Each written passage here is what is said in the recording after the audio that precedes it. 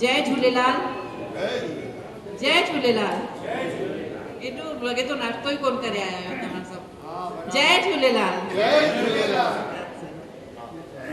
सॼणो कोकी न मिलियव न, पर अॼु मसालो डोसो वग़ैरह हो ॾाढो टेस्टी, त मूंखे लॻे थो इंडियन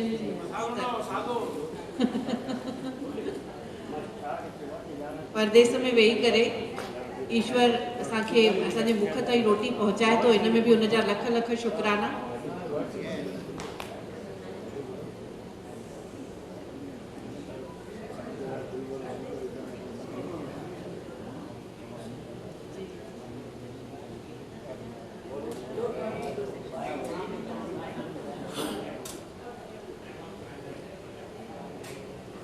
एकवीह इंटरनेशनल सिंधी सम्मेलन जो ॿियो ॾींहुं, ऐं हिन ॿिए ॾींहं ते हिते मुंहिंजे साम्हूं केतिरा विद्वान वेठा आहिनि, इंटेलेक्चुअल्स वेठा आहिनि, जिन जे गॾिजण सां हिते महत्वपूर्ण विषयनि ते, महत्वपूर्ण सब्जेक्ट्स ते चिंतन थींदो, मनन थींदो ऐं असां कंहिं नतीजनि ते पहुचंदासीं।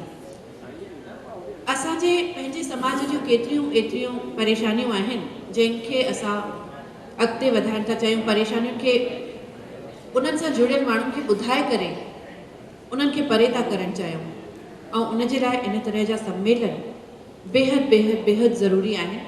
ऐं इंटरनेशनल सम्मेलन जो मक़सदु हमेशह इहो बि रहंदो आहे कि असां गॾिजी करे इन्हनि समस्याउनि खे, इन्हनि परेशानियुनि खे दूर करे सघूं। दोस्तो, अॼु जो शेड्यूल, सॼे ॾींहं जो स्केड्यूल मां तव्हांखे ॿुधाए छॾियां। अॼु असांजो प्रोग्राम शुरू थींदो सिंधी काउंसिल ऑफ इंडिया जे मेंबरान जे प्रेज़ेंटेशन सां, जंहिंमें भाग वठण वारा आहिनि एक्स मिनिस्टर गुजरात ऐं भारतीय जनता पार्टी जा ॼातल सुञातल नेता श्री परमानंद खट्टर साहब, महाराष्ट्र जा MLA डॉक्टर गुरमुख जगवानी साहब, Sindhi council of India Mumbai chapter जा श्री हरीश दुबे साहब, कौंसिल मुंबई चैप्टर सां जुड़ियल श्री विजय लखानी साहब ऐं NRI मुद्दनि खे ॾिसण वारा ऐं कौंसिल जा अॻूणा मेंबर श्री मुरली अदनानी साहब। इन सेशन खां पोइ असांजो प्रेज़ेंटेशन थींदो जंहिंमें असां इंडस वैली सिविलाइज़ेशन से ऐं मोहन जे दड़े ते तव्हांखे हिकु डॉक्यूमेंट्री ॾेखारींदासीं, ऐं उहो प्रेज़ेंटेशन असांजे आदरणीय भाउ कमल मीर चंदानी साहब पारां पेश कयो वेंदो। इन खां पोइ रोमनाइज्ड सिंधी सेशन जेको आहे उहो लंच खां पोइ कंडक्ट कंदासीं, उहो बि हिन हॉल में ई असां आयोजित कयो आहे।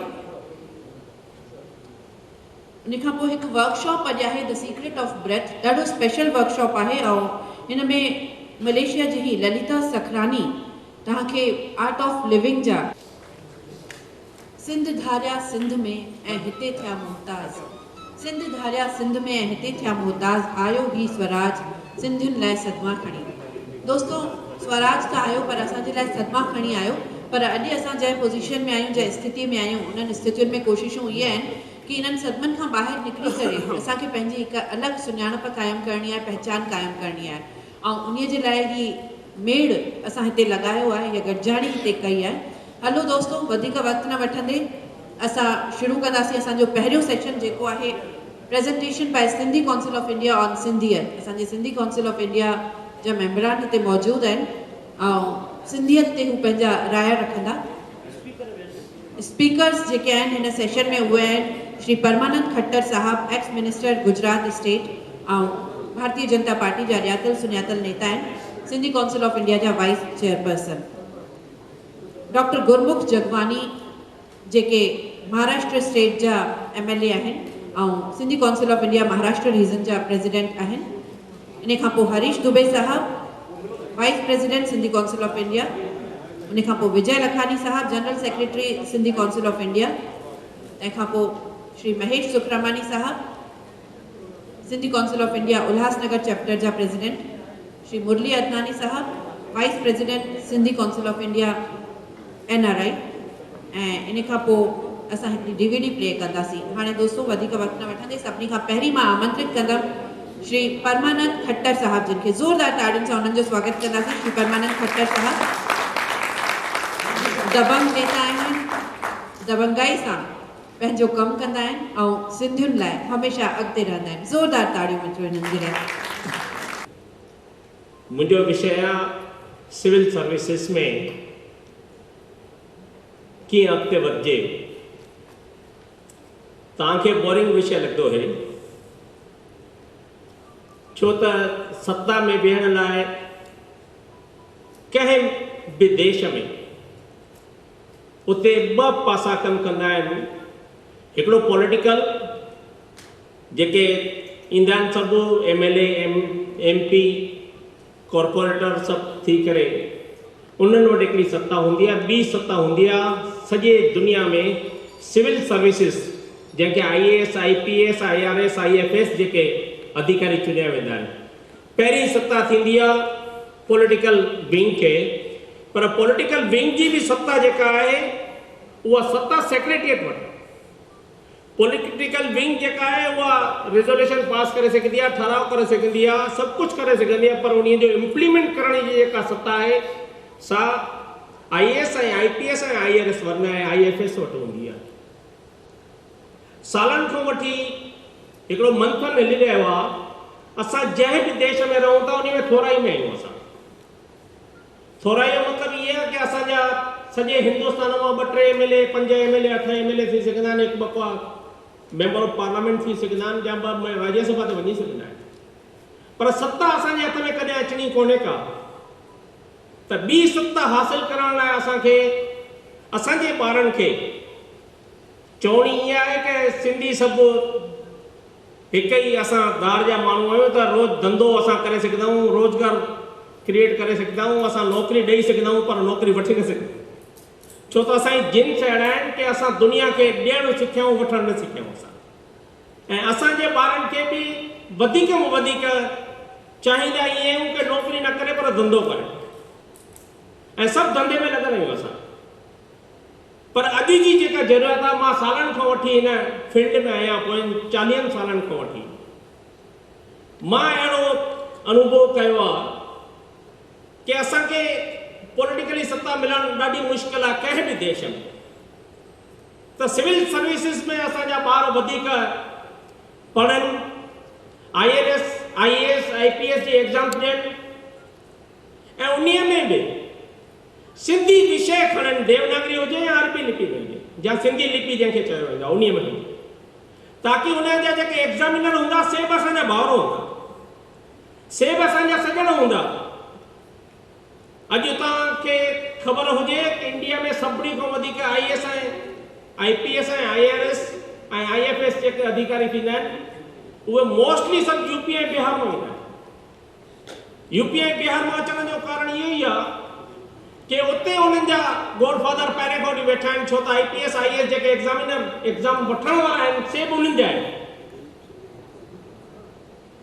ऐं बट नेचर आहे त हर को पंहिंजे समाज खे कीअं अॻिते वधाइजे उहो हर को सोचींदो आहे। असां थोराई में आहियूं, तंहिंखां पोइ बि जो हे सोचे रहिया आहियूं, त उहे त घणा ई में आहिनि, तंहिंखां पोइ असां वधीक सोचींदा हूंदा त असांजा ॿार अॻिते अचनि। पर हीअ हिकिड़ी मुहिम असां वटि साईं चांडूराम साहिब लखनऊ में चालू कई आहे। उन्हीअ में जेके होशियार ॿार आहिनि सॼे हिंदुस्तान मां उन्हनि खे इनवाइट करे उन्हनि खे ट्रेनिंग ॾिनी वेंदी आहे। मिस्टर राजाराम करे हिकिड़ो IPS ऑफिसर आहे पंहिंजो, जेको हे क्लास वठी करे जेके बि IAS ऑफिसर्स या IPS ऑफिसर सॼे हिंदुस्तान में आहिनि उन्हनि खे सॾु कराए उन्हनि खे भाई कीअं IAS ऐं IPS लाइ अॻिते वधिजे उन जी ट्रेनिंग ॾिनी वेंदी आहे। जीअं गुरमुख जगवाणी साहिब ऐं असांजे भाउरनि जेको विषय उल्हासनगर में चालू कयो आहे, उन्हीअ खां बि मां सम्झां थो उन्हनि खे बि शाबाश आहे जेको करे रहिया आहिनि। इन्हीअ खां वधीक अॼु जी ज़रूरत इहा आहे कि असांजा ॿार जो हिन फील्ड में अॻिते वधंदा त असां सत्ता भले पॉलिटिकली हासिल न करे सघंदासीं, पर सिविल सर्विस जी सत्ता असां वटि ज़रूरु अची सघंदी आहे। हिकु आहे कलेक्टर, मां आशा चांद सां कल्ह वेठो हुउसि, मूंखे चई कलेक्टर जी सत्ता कहिड़ी हूंदी आहे। मां चयोमांसि कलेक्टर माना डिस्ट्रिक्ट हेड थींदो आहे, डिस्ट्रिक्ट हेड माना जस्ट लाइक मां बॉम्बे जो एग्जांपल ॾियां, 1.25 करोड़ जी प्रजा जो हिकिड़ो ई कलेक्टर थींदो आहे, उन वटि सभु सत्ता हूंदी आहे, उन जी रैंक जो चई वञे त खाली डेप्यूटी सेक्रेटरी हूंदो आहे। ईअं दिल्लीअ जो हिकिड़ो कलेक्टर हूंदो आहे, सॼी दिल्लीअ जी 1.5 करोड़ जी प्रजा आहे त उते हिकिड़ो ई कलेक्टर थींदो आहे, हिकिड़ो ई एसपी थींदो आहे, उते कमिश्नर जी पोस्ट आहे पुलिस में, ऐं असां वटि डिस्ट्रिक्ट में त एसपी जी पोस्ट थींदी आहे, सुप्रिंटेंडेंट ऑफ पुलिस जंहिंखे चयो वेंदो आहे। मुंहिंजो भाउर ऐं भेनरुनि खे इहा वेनिती आहे हाणे कि जंहिं ॾस में असां नथा पहुची सघूं, असांजा पेर नथा पहुची सघनि, असांजा हथ नथा पहुची सघनि, त ॿिए ॾस में असांखे सोचणो खपंदो, ऐं सोचणो इहो ई खपंदो कि असांजा ॿार हिन फील्ड में वञनि ताकि हिकु कलेक्टर असांजी पीढ़ीअ खे तारे सघंदो आहे। चवणी आहे हिकु घर में कुल में सुठो पैदा थींदो आहे त सॼो कुल तरंदो आहे। साईं बराबरि आहे साईं, सॼो कुल तारींदो आहे। तीअं असांजो हिकु IPS, हिकु IRS, हिकु IAS ऑफिसर सिंधी समाज खे तारे सघंदो आहे, एतिरी हुननि वटि सत्ता हूंदी आहे। त हिन ॾस में असां सभु हाणे अॻिते वधी करे उन कम ऐं उन दिशा तरफ़ अॻिते वधूं, ऐं उन लाइ जेको इंफ्रास्ट्रक्चर जी ज़रूरत आहे, जेके वातावरण जी ज़रूरत आहे, उहो असां सभु हिते जेके वेठा आहियूं, जेके सोचे सघूं था, जेके ॾेई सघूं था, उहे सोचे करे उन इंफ्रास्ट्रक्चर दिल्ली या बॉम्बे में, लखनऊ परे आहे, दिल्ली या बॉम्बे में अहिड़ो इंफ्रास्ट्रक्चर खड़ो कयो वञे, वातावरण ठाहियो वञे, ताकि असांजा ॿार अॻिते अची करे हिन सिविल सर्विसिस में वधीक में वधीक बहिरो वठनि ऐं अॻिते अचनि। अहिड़ी इच्छा आहे ऐं उन इच्छा खे तव्हां मान ॾींदो। एतिरो चई करे वधीक मुंहिंजो विषय न आहे अॼु, वधीक इहा जेका ॻाल्हि आहे त असांजा ॿार सिंधी सब्जेक्ट खणी IAS में अपीयर करे सघनि था, सिंधी ॿोली पंहिंजो सब्जेक्ट खणी जॾहिं पंहिंजो इहो इम्तिहान ॾींदा त उन जे लाइ असांखे करणु छा खपे? माण्हुनि खे ख़बर ई कोन्हे, ॿारनि खे ख़बर कोन्हे, नौजवाननि खे ख़बर कोन्हे, लाइ छा इहो ॿुधायो। हा प्लीज़। ॿारनि खे असांजनि खे ख़बर न आहे कि असांजी शेड्यूल 8 में जेका आहे सिंधी लैंग्वेज उहा मंज़ूर थियल आहे, ऐं असांजा ॿार देवनागरी सिंधी या अरबी सिंधी ॿिन्ही में एग्ज़ाम ॾेई था सघनि, ऐं उन में एग्ज़ाम ॾेई करे पास बि थिया आहिनि ॿार। मां सम्झा थो 8 साल पहिरें मिस्टर अगनानी करे अजमेर में हुयो, जेको अॼु सिंधी विषय खणी करे IAS ऑफिसर आहे मध्य प्रदेश में। तंहिंखां पोइ असां वटि हिकिड़ो सिंधी छोकिरो हाणे गुजरात मां सिलेक्ट थी करे पहुची आहे, जेको टॉपर में हुयो, माना पहिरें 7 छोकिरनि में उहो आयो आहे, ऐं हाणे IAS जी ट्रेनिंग हुननि जी बि चालू आहे। चवण जो विषय इहो कि सिंधी या अरबी सिंधी या देवनागरी सिंधीअ में तव्हां ॿारनि खे हिकु विषय रखाईंदो त उन में असांजे, मां पहिरें चयो एग्ज़ामिनर हिते उहो नथो चवणु चाहियां त भई असांजे ॿारनि खे ढिलो करे अॻिते वधाइणो आहे, पर मज़बूत थी करे उन में बराबरि ट्रेनिंग वठी करे अॻिते वधनि ऐं उन में अॻिते सिविल सर्विसिस में अचनि। अहिड़ी इच्छा आहे। वधीक कुझु न चवंदे, जेको टाइम ॾिनो आहे 21 सिंधी सम्मेलन में, मां तव्हां सभिनी जो शुक्रगुज़ार आहियां ऐं थोराइतो आहियां। वरी मिलण जा मौक़ा मिलंदा त किथे न किथे कंहिं विषय ते वरी ॻाल्हाइबो। वधीक कुझु न चवंदे तव्हां सभिनी जो शुक्रगुज़ार बणी करे इजाज़त वठां। जय भारत, GSM। महिरबानी खट्टर साहब। हाणे मां सतगुरु शहनशाह सचे साईं सतरामदास साहिब की जय। आयो लाल कयो झूलेलाल। कंहिं शाइर चयो आहे त कंहिंखे क़ुरान में ईमान न मिलियो, कंहिंखे गीता में भॻवान न मिलियो, उन इंसान खे आसमान में कहिड़ो ख़ुदा मिलंदो जंहिंखे इंसान जे अंदरि इंसान न मिलियो।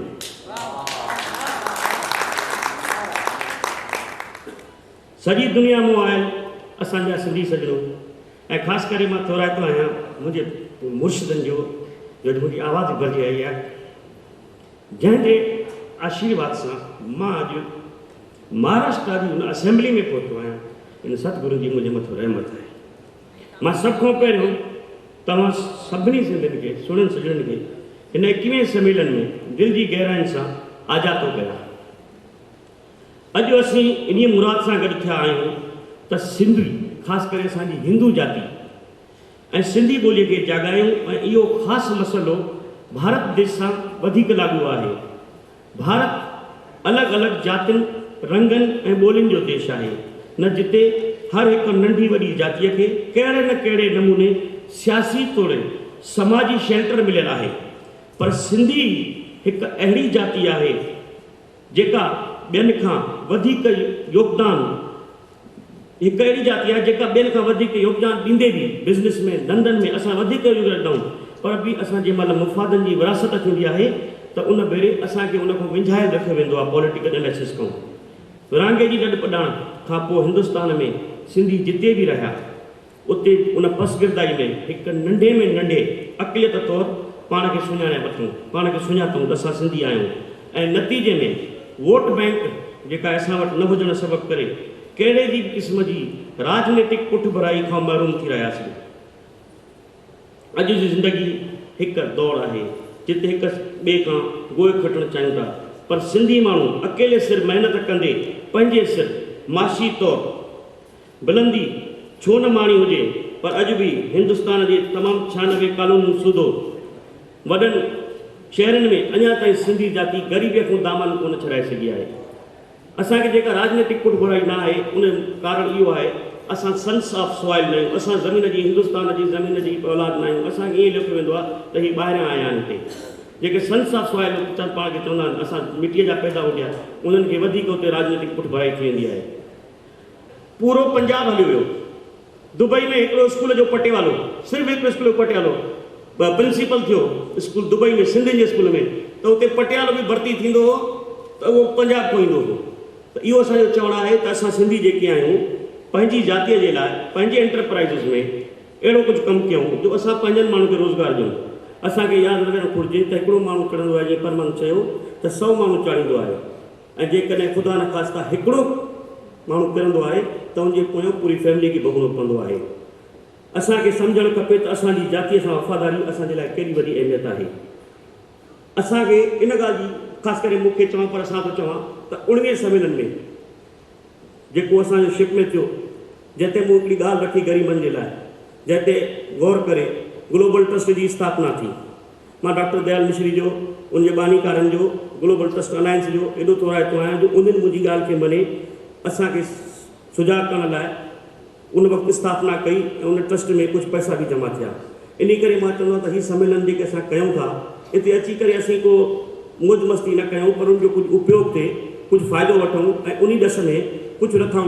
मां तव्हांखे ॾियणु चाहियां थो त असां जेके बि इंडस्ट्री आहियूं, जेके बि बिज़नेसमैन रहूं था, असांखे पंहिंजी फरागदिली सां पंहिंजी जातीअ खे, पंहिंजे सिंधी क़ौम खे पंहिंजे एंटरप्राइज़िस में किथे न किथे रोज़गार ॾियण जे लाइ होशियार सिंधियुनि खे उनखे पाण बिज़नेस वग़ैरह में लॻायूं। ग्लोबल सिंधी ट्रस्ट जे माध्यम सां असां हिकु सिंधी इंटरनेशनल न्यूज़ एजेंसी ठाहियूं, हिकिड़ो न्यूज़ पेपर कढूं, वीकली हुजे मंथली हुजे, पर उन में सिंधी जे लाइ हुजे। उन में जेके होशियार सिंधी सलाहियत रखंदड़ सिंधी आहे उन्हनि खे मंज़िल ते पहुचाइण लाइ उहो इंटरनेशनल पेपर मदद कंदो। ट्रस्ट जे माध्यम सां सिंधी ज़रूरतमंद विधवाउनि जे लाइ, जेके विधवाऊं आहिनि, जीअं असां बाथरूम जो कमु उल्हासनगर में शुरू करे छॾियो आहे, पर गॾोगॾु असां चाहियूं था त सिंधी विधवाउनि जे लाइ हर शहर जे अंदरि अहिड़ा सेंटर ठारायूं, हॉल ठारायूं जिते सिलाई मशीन्स हुजनि, ॿिया कमकार हुजनि, जो उन्हनि सिंधी ज़रूरतमंद औरतुनि जी मदद थी सघे। बिल्डर्स तरफ़ां जेके असांजा सिंधी बिल्डर्स ॿाहिरि आहिनि, हिते वेठा आहिनि या ॿाहिरि रहनि था, उनजी तरफ़ां मुनासिब अघनि ते सफ़ेद पोश सिंधियुनि जे लाइ, जेके ग़रीब त आहिनि पर चई नथा सघनि पाण खे, उन्हनि जे लाइ मुफ़्त त नथो चई सघां, पर मुनासिब अघ ते उनखे घर ठाराए ॾियूं त जीअं उहो बि सिंधी पोश माण्हू पंहिंजो रहण करे सघनि। सिंधियुनि जे अस्पतालनि में मूंखे इहो दुख थींदो आहे, कॾहिं कॾहिं मां ॾिसंदो आहियां जसलोक में असांजे बॉम्बे में जॾहिं सिंधी पेशेंट वेंदो आहे त उन खां डबल पैसा वरिता वेंदा आहिनि, काई रिआयत न कई वेंदी आहे। अहिड़े तरीक़े सां सिंधियुनि जूं केतिरियूं अनेक अस्पतालूं आहिनि, पर उते सिंधियुनि जी परघोर कोई न लहंदो आहे। ग्लोबल ट्रस्ट जी मार्फत सां असां इहो था चाहियूं त सिंधियुनि जी अस्पतालुनि में ग़रीब जे लाइ मुफ़्त परघोर लधी वञे, ज़रूरतमंद शागिर्दनि खे आला प्रोफेशनल तालीम ॾिनी वञे। सिंधियुनि जे बैंकुनि में, ख़ासि करे जेके सिंधियुनि जूं बैंकूं आहिनि जीअं त ॾेखारियो, उन्हनि जे मार्फत इंट्रस्ट लो इंट्रस्ट या इंट्रस्ट फ्री लोन ॾिनो वञे सिंधी नौजवाननि खे, त जीअं पंहिंजे बिज़नेस जी उहे शुरूआति करे सघनि। असां सभिनी लाइ इहा बि ज़रूरत आहे त पंहिंजे ॿारनि खे आला तालीम ॾेई डॉक्टर इंजीनियर ऐं ख़ासि करे जीअं मुंहिंजे पढ़ण ॿुधायो IPS ऑफिसर ठाहियूं। इन लाइ बि ट्रस्टी तरफ़ां मुफ़्त क्लासिस जीअं तव्हां ॿुधाया असांजी बि इहा डिमांड आहे हलिया पॉलिटिकल फील्ड में अचूं। पर सभ खां वॾी जेका ॻाल्हि आहे उहा इहा आहे त असांखे पंहिंजे एहसास कंपनी मां ॿाहिरि निकिरणो आहे। असांखे जेका एहसास कंपनी इंफिनिटी आहे त असां सिंधी आहियूं, उहो असांखे फ़ख्र सां चवणो पवंदो त न असां सिंधी आहियूं। ऐं जंहिं वक़्तु असां उन इंफिनिटी खां ॿाहिरि निकिरंदासीं त मां सम्झां थो त असांजी सिंधियत उधरी वधंदी ॾाढी। आख़िर में तव्हां सभिनी जो मां थोराइतो आहियां ऐं तव्हां सभिनी खे मां पंहिंजो असांखे क़ीमती टाइम ॾिनो, ख़ासि करे सिंधी एसोसिएशन अलायंस ऐं मलेशिया वारनि जो असीं सभु थोराइता आहियूं जो असांखे सिंधी काउंसिल को सलाह ॾिनो। सिंधी जिते बि रहो सदाईं ख़ुशि रहो, मुंहिंजे सतगुरु शहनशाह जी महर तव्हांजे मथां सदाईं वसंदी रहे।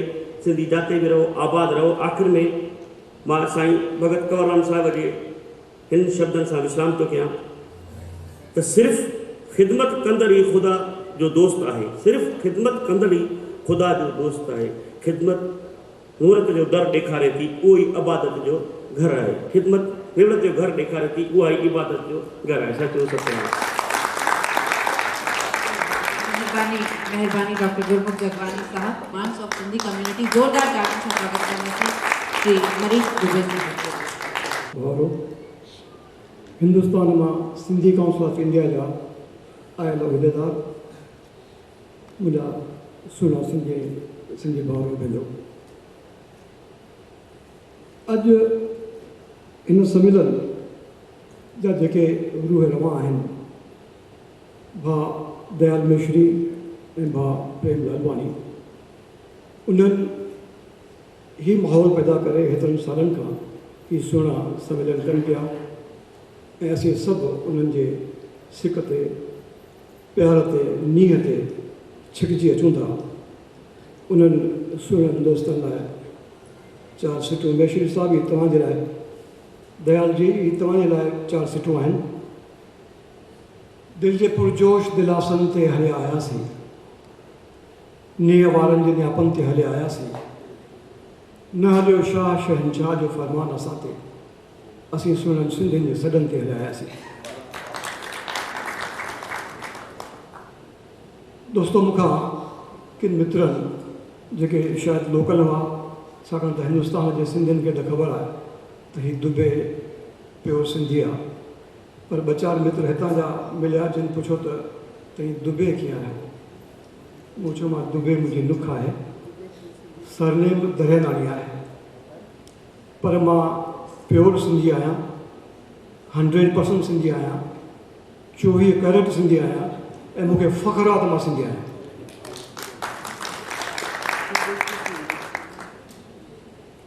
न दौलत पे नाज करते हैं, न शोहरत पे नाज करते हैं, न दौलत पे नाज करते हैं, न शोहरत पे नाज करते हैं।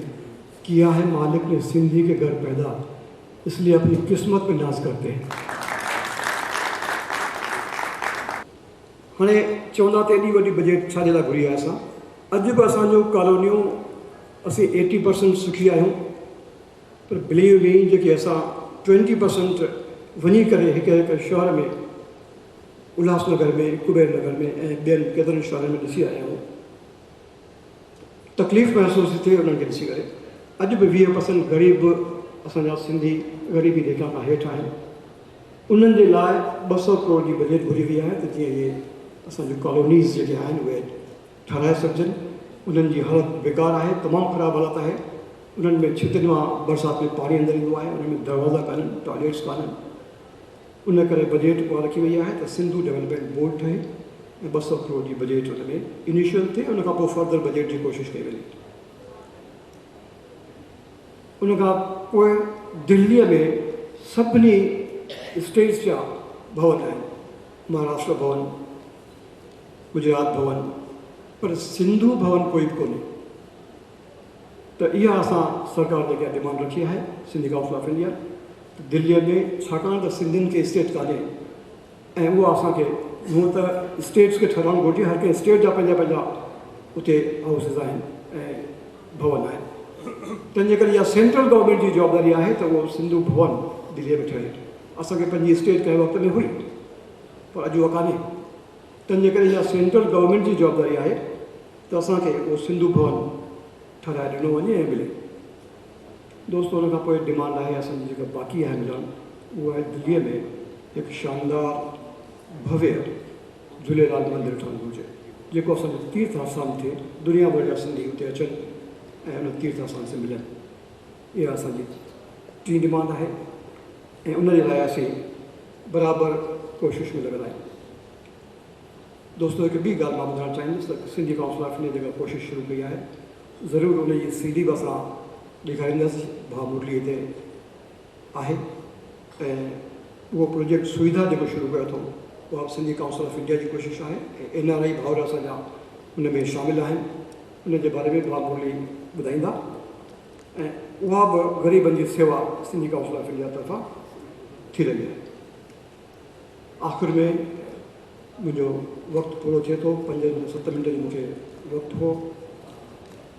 केतिरा दोस्त चवंदा आहिनि त तव्हां तमामु मुश्किल कम खया आहिनि पाण सां, कीअं तव्हांखे बजटियूं मिलंदियूं, कीअं तव्हांखे। मां उन्हनि दोस्तनि खे चवंदो आहियां त जॾहिं असां हेमू कालाणी जो स्टैच्यू लॻाइण जी घुर रखी हुईसीं, तॾहिं तमामु सीनियर नेता केवल मलकानी साहब असांजे मथां खिलंदा हुआ, चवंदा हुआ पाणी था विलोड़ियो, इहो तव्हांखे मिलणो ई कोन्हे। पर सचाई इहा आहे दोस्तो त अॼु 10 फुट लंबो चौड़ो ब्रांस जो स्टैच्यू पार्लियामेंट हाउस परिसर में मौजूद आहे। लहरों से जो टकराए उसे तूफान कहते हैं, लहरों से जो टकराए उसे तूफान कहते हैं और तूफान से जो टकराए उसे सिंधी कहते हैं। मूंखे शांतीअ सां ॿुधण।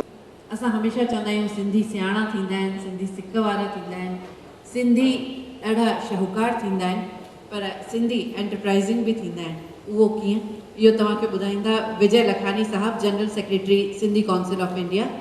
मां हुननि खे ससमान आमंत्रित करणु चाहींदमि, विजय लखानी साहब खे उहे ईंदा ऐं पंहिंजा राय।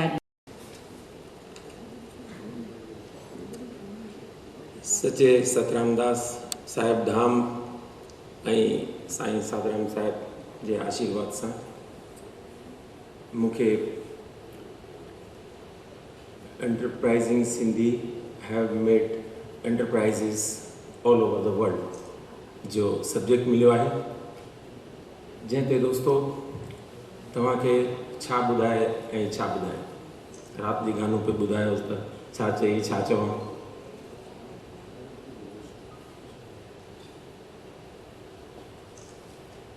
नो डाउट असांखे सिंध छॾण महिल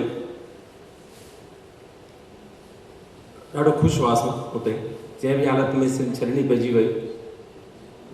लॻे थो माण्हुनि खे के ग़लति थियो, असां लैंडलेस थी वियासीं।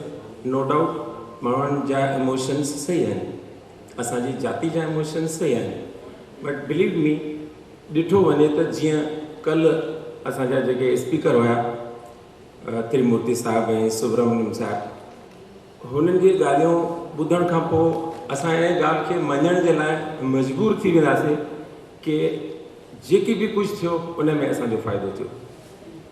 जेकॾहिं इहो न थिए हा त शायदि असां हेतिरा वॾा एंटरप्राइज़र्स ऐं entrepreneurs all over the world न थी सघूं हा।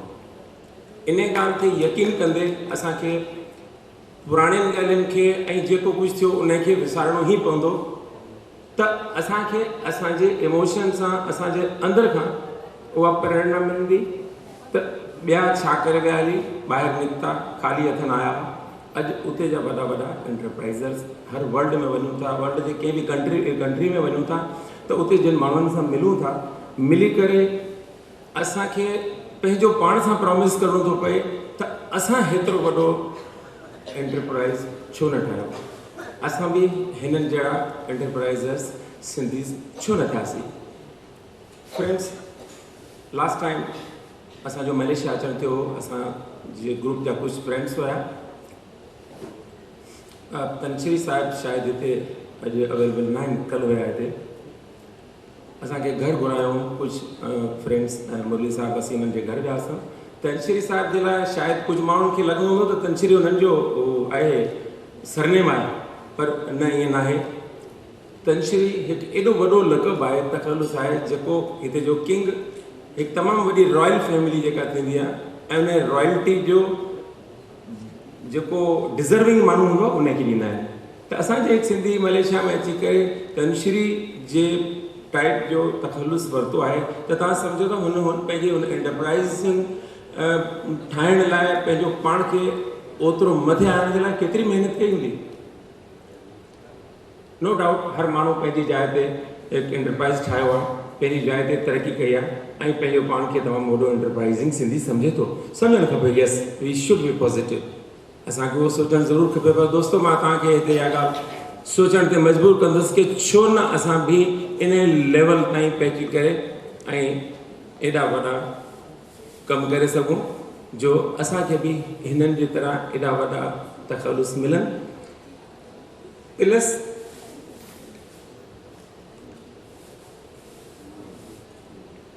एंटरप्राइज़िंग सिंधीज़ जे बारे में जेकॾहिं कुझु चवण जो मौक़ो मिलियो आहे, I would like to mention असां वटि डॉक्टर दयाल मिश्री साहिब आहिनि।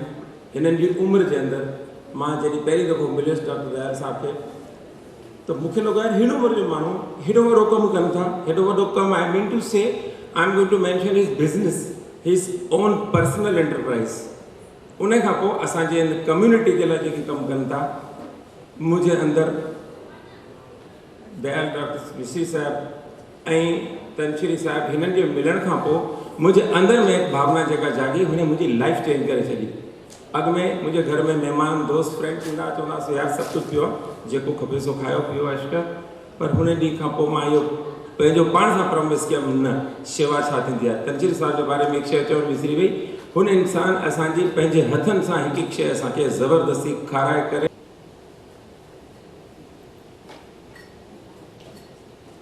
फ्रेंड्स असांजे विच में असांजा जकार्ता खां आयल फ्रेंड्स आहिनि। असां जकार्ता वियासीं, जेका शेवा जकार्ता वारनि कई अॼु अवेलेबल आहिनि मुंहिंजा फ्रेंड्स, शायदि मां इन जो कंपेरिजन अॼु ताईं न करे सघां कि उहा शेवा ॿी का कम्यूनिटी आई मीन ॿी कंहिं कंट्री में असांजे सिंधी एंटरप्राइज़र्स उहा शेवा कई हूंदी। अॼु बि बम्बई ईंदा आहिनि, फ़ोन कंदा आहिनि, मिलंदा आहिनि ऐं उन रिलेशन खे नाते खे क़ाइमु रखंदा आहिनि। I am proud of such enterprising Sindhis and we all must be proud of those people. Hong Kong वियासीं, लाल साहिब कल्ह हुया, आई डोंट नो हिते अवेलेबल आहिनि की न। हांगकांग जा ॿिया बि हिननि जा जेके साथी हुआ, हुननि जेका शेवा असांजी कई ऐं पोइ जॾहिं उन्हनि जे बारे में असांखे ख़बर पई त हुननि केतिरी एंटरप्राइजिंग कई आहे, कहिड़ा वॾा वॾा एंटरप्राइज़ ठाहिया आहिनि। Believe me it is unbelievable. हिननि माण्हुनि खे मिलण खां पोइ लॻंदो आहे यार मां त ॾाढो नंढो फील कंदो आहियां पाण खे कि यार मां अञा कुझु बि न आहियां, भली पंहिंजो पाण खे वॾो बिल्डर सम्झां थो, कुझु बि आहे, पर हिननि माण्हुनि जेका शइ हासिलु कई आहे उन्हनि जे साम्हूं पंहिंजो पाण खे मां बिलीव कयो ॾाढो नंढो सम्झां। सिंधियुनि जी एंटरप्राइज़िंग जे लाइ चवण लाइ त ॾाढियूं ॻाल्हियूं आहिनि, पर वधीक वक़्तु न वठंदे करे दोस्तो I am really thankful to our Kuala Lumpur जे सिंधी एसोसिएशन ऐं अलायंस इन्हनि जेको अॼु प्रोग्राम हेॾो ब्यूटीफुल प्रोग्राम ठाहियो आहे, उन्हनि जे लाइ I am really thankful to you on behalf of all our available friends. Thanks a lot. जय झूलेलाल। महिरबानी विजय लखानी साहब। वधंदासीं अॻिते। मां आमंत्रित करणु चाहींदमि Sindhi council of India Ulhasnagar chapter के प्रेसिडेंट महेश सुखरामानी साहब, जिनके I would like to request to the people sitting on the sound system to play the CD. एक डॉक्यूमेंट्री तव्हांखे नंढी ॾेखारी वेंदी हिते, 5 मिंट जी डॉक्यूमेंट्री फिल्म। पाण पतोड़े रही है पर क़ाबिले तारीफ़ कम करे रही है सिंधी बोली ऐं संस्कृति के वाधारो ॾियण लाइ। ईअं त घणेई संस्थाऊं पाण पतोड़े रही आहिनि, पर क़ाबिले तारीफ़ कम करे रही है सिंधी काउंसिल ऑफ इंडिया, जंहिंजो हिकिड़ो ई मक़सदु आहे सिंधियत जो विकास। सिंधी काउंसिल ऑफ इंडिया जो शाखाऊं देश विदेश में पकड़ियल आहिनि, पर प्रमुख संस्था आहे उल्हासनगर जी शाखा, जंहिं सिंधियत जी सुरहान फैलाइण में तमामु वॾो योगदान ॾिनो आहे। हिन शाखा जा प्रमुख आहिनि श्री महेश सुखरामानी, जंहिं गुज़िरियल कुझु वरियनि खां पंहिंजी टीम सां कुल्हे सां कुल्हो मिलाए निस्वार्थ रूप सां सिंधियत जो झंडो बुलंद कयो आहे। जय Jhulelal. Sindhi council of India Ulhasnagar president मां महेश सुखरामानी 21 इंटरनेशनल सिंधी सम्मेलन में आयल सभिनी महिमाननि जो मां हार्दिक स्वागत थो कयां ऐं शुक्रगुज़ार थो मञां इन्हनि सम्मेलन जे बानीकारनि जो जंहिं मूंखे ॿ लफ़्ज़ ॻाल्हाइण जो मौक़ो ॾिनो। जीअं त उल्हासनगर असांजी नंढड़ी सिंध आहे, छो त उल्हासनगर में वधि में वधि सिंधी रहंदा आहिनि, सिंधी ॻाल्हाई वेंदी आहे, सिंधी ॿोली वेंदी आहे, सिंधी टिकाणा, सिंधी दरबारूं, सिंधी संत ऐं सभिनी खां वधीक असांजे झूलण जी जोत चालीहे मंदर में अखंड भारत मां जेके पाकिस्तान जो नालो ॾिनो वियो आहे अॼु उतां आई आहे, उन मंदर खे हेरिटेज जो दर्जो असां ॾियारायो आहे। इहा उल्हासनगर जे लाइ या सिंधियुनि जे लाइ ॾाढी फ़ख़ुर जी ॻाल्हि आहे। असांजे उल्हासनगर में चेटीचंद महायात्रा हिकु भव्य पैमाने निकिरंदी आहे। सॼो शहर सभु सिंधी, न कि सिंधी, हर समाज जा माण्हू हुन में शिरकत कंदा आहिनि। सॼे शहर में झूलेलाल जी जय जयकार थी वेंदी आहे। सिंधी काउंसिल ऑफ इंडिया जेतिरी बि उल्हासनगर में सिंधी पिक्चरियूं ठहंदियूं आहिनि उन्हनि खे जीअं बि जेकी बि नई पिक्चर ठहंदी आहे उन पिक्चर जो असां प्रीमियर शो रखंदा आहियूं। उहो सभिनी संस्थाउनि खे घुराए करे असां उन सिंधी कलाकारनि खे उन सिंधी पिक्चर खे असां प्रमोट कंदा आहियूं। सिंधी काउंसिल ऑफ इंडिया ऐं ग्लोबल अलायंस मिली करे उल्हासनगर ऐं सिंधी जेके ग़रीब घर आहिनि, जंहिंजे घर में टॉयलेट जी सुविधा कोन्हे, उन्हनि खे असां फ्रीअ में काकूस ठाराए ॾींदा आहियूं। उन प्रोजेक्ट लाइ मां ख़ासि करे श्री मुरली आंदाणी, श्री प्रेम लालवाणी, श्री दयाल मेश्री जो शुक्रगुज़ार आहियां त इन्हनि जे हिमत अफ़जाईअ सां इहो प्रोजेक्ट असां सॼे शहर में अॻिते वधाए रहियूं था। Sindhi council of India Ulhasnagar chapter जा जनरल सेक्रेटरी आहिनि श्री सुरेश रूपचंदानी, जेके घणनि ई सालनि खां सिंधियत जे वाधारे ऐं विकास लाइ तमामु सक्रिय आहिनि। सभिनी खे जय झूलेलाल ऐं राम राम साईं। मां Suresh Rupchandani Sindhi council of India Ulhasnagar chapter जो जनरल सेक्रेटरी थो ॻाल्हायां। सभ खां पहिरियों मां सभिनी आयल हिते महिमाननि जो स्वागत थो कयां ऐं धन्यवाद थो कयां हितां जे ऑर्गेनाइज़र्स जो, जिन 21 इंटरनेशनल सिंधी सम्मेलन ते ऑर्गेनाइज़ कयो आहे ऐं स्पेशली असांजा शाह दत्तुक लालचंद रनाई साहब, जिन सां मां महीने भर खां टच में हुउमि, उन्हनि असांखे काफ़ी सपोर्ट कई ऐं हेल्प कई हिते अचण में। त असां हिते उल्हासनगर मां 23 मेंबर्स सिंधी काउंसिल जा वठी आया आहियूं। मां उल्हासनगर सिंधी चैप्टर जे बारे में ॿुधाइणु चाहींदुसि त जॾहिं खां सिंधी काउंसिल ऑफ इंडिया मां जॉइन कई आहे 2009 खां वठी ऐं 2009 में मूंखे जनरल सेक्रेटरी ठाहियो वियो। प्रेसिडेंट हुआ तंहिं टाइम ते श्री डालो नाथानी। त असां हुन टाइम में पहिरियों मुक़ाम इहो कयोसीं कि असां पंहिंजे लाइफ में वधायूं, छो जो लाइफ में काफ़ी घटि हुया। त सभ खां पहिरियों असांजो टारगेट हो कि वधि में वधि लाइफ में ठाहियूं ऐं असां 50 ताईं लाइफ में ठाहियासीं। तंहिंखां पोइ 2012 में असांजो नओं अध्यक्ष श्री महेश सुखरामानी उहे अपॉइंट थिया ऐं उन्हनि बि साॻी मुहिम चालू रखी ऐं उन्हनि टोटल लाइफ मेंबरशिप जी स्ट्रेंथ रखी आहे हाणे 150, जेका कि असांजी इंडिया लेवल ते वधि में वधि आहे। ऐं असांखे चयो वेंदो आहे असांजा जेके सीनियर आहिनि, specially national vice president Harish Modi sir, Mumbai region जा प्रेसिडेंट नंदन राजपाल ऐं national general secretary Vijay Lakhani sir, त Ulhasnagar chapter is a most active chapter in India for Sindhi council of India. त इन में ईअं लॻंदो आहे कि असां सां जेकॾहिं नौजवान तबिको बि जुड़ियल हुजे त उहो असांखे काफ़ी मदद करे सघंदा। त उनजे लाइ असां हिकु नौजवान टीम बि तयारु कई आहे, जंहिंजो नालो असां रखियो आहे कि Sindhi council of India youth wing Ulhasnagar chapter, जंहिंजो प्रेसिडेंट असां चूंडियो आहे श्री जीतू वज़ीरानी खे।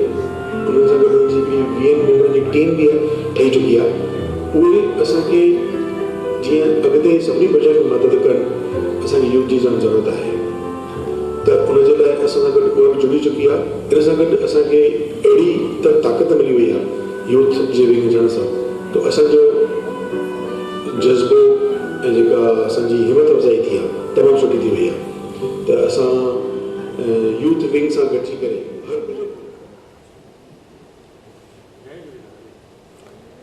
सभिनी खां पहिरां जय झूलेलाल। संत साधराम जन जे चरणनि में वंदन निष्पशन। सचमुच मां घुराइतो आहियां दत्तक शाह लालचंद रानाई जो, ग्लोबल अलायंस की सॼी टीम जो, डॉक्टर दयाल मिश्री, श्री प्रेम लालवाणी, मुरली आदनाणी ऐं सिंधी काउंसिल जा सभई मुंहिंजा वरिष्ठ बानीकार जेके हिते प्रेज़ेंट आहिनि।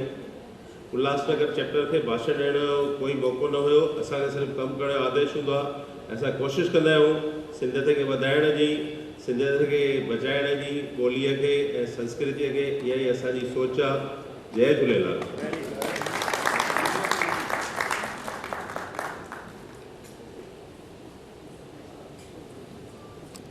महिरबानी महेश सुखरमानी जी।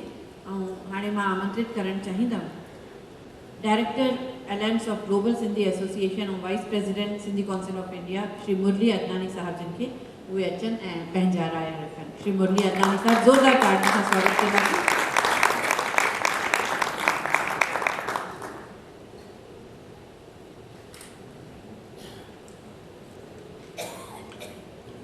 निंड त कान थी अचे न, थकिजी त कोन पिया आहियो न। असां सिंधी काउंसिल में एतिरो मसालो आहे, एतिरो कमु कयल आहे 15 सालनि खां वठी, काफ़ी महिनत कयल आहे सिंधियत जे बारे में। सच पए असांखे सॼो ॾींहुं सेशन ॾियो त असांजा एतिरा स्पीकर्स आहिनि, एतिरा सब्जेक्ट्स आहिनि, घणेई कुझु असीं ॿुधाए सघूं था त अॻियां फ्यूचर में असीं कीअं पंहिंजो वाधारो करे सघूं था, छा नथा करे सघूं, सिंधियुनि छा न कयो आहे ऐं केॾी ताक़त रखनि था, सभु कुझु करे सघनि था जे चाहिनि त। एनीवे हज़ूर साधराम साहिब जे चरणनि में झुकी करे भाउरो ऐं भेनरो तव्हां सभिनी जो स्वागत आहे। असां सभ खां पहिरीं शाह लालचंद रानाई दत्तुक जा शुक्रगुज़ार आहियूं। असांखे मौक़ो ॾिनो, असांखे स्लॉट ॾिनो। 6 महीननि खां असां कॉन्सेप्ट टच में रहिया आहियूं। जीअं इंडोर सम्मेलन थियो सभु भाउर हुते हुआ। They have been very very cordial.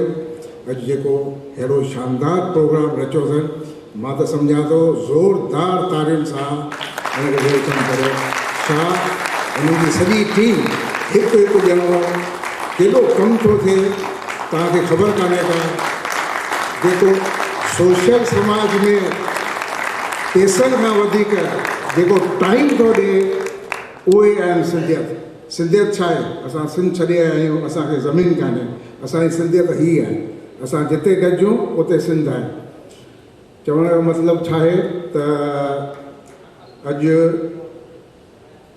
असां नई जनरेशन खे अञा जोड़े न सघिया आहियूं। तमामु दुख भरी ॻाल्हि आहे। हिननि जा मामा असांजे ऑफिस में हूंदा हुआ त इहे नंढड़ा हूंदा हुआ। ऑफकोर्स मां बि नंढो हुउसि हुन टाइम। ईंदा हुआ ऐं पोइ चिकागो विया। पहिरियां सम्मेलन जॾहिं शुरू कयूं असांजे ऑफिस में ईंदा। असां फ्रेंड्स ऑफ इंटरनेशनल सिंधी जेका फर्स्ट ऑर्गेनाइजेशन बिज़नेस ऑर्गेनाइजेशन असां हिंदुस्तान में चालू कई। अॼु असां 33 साल के पूरा कया आहिनि, जंहिंमें असांजा काफ़ी एनआरआई जुड़ियल आहिनि। राम बख्शाणी जहिड़ा, नारी पोवाणी न्यूयॉर्क मां, हर हंधि लाल हरदास साणी, सभु असांजा एनआरआई असांजे फ्रेंड्स में जुड़ियल आहिनि। दादा पंजवाणी जी आसीस हुई ऐं उन्हनि जी चवण ते त ॿियूं ऑर्गेनाइजेशन लेखकनि जूं आहिनि, कलाकारनि जूं आहिनि, बिज़नेस ऑर्गेनाइजेशन कान्हे का, जेका असां 79 में शुरू कई। ऐं अॼु बिज़नेस कॉन्टेक्ट्स एतिरा वधी विया आहिनि।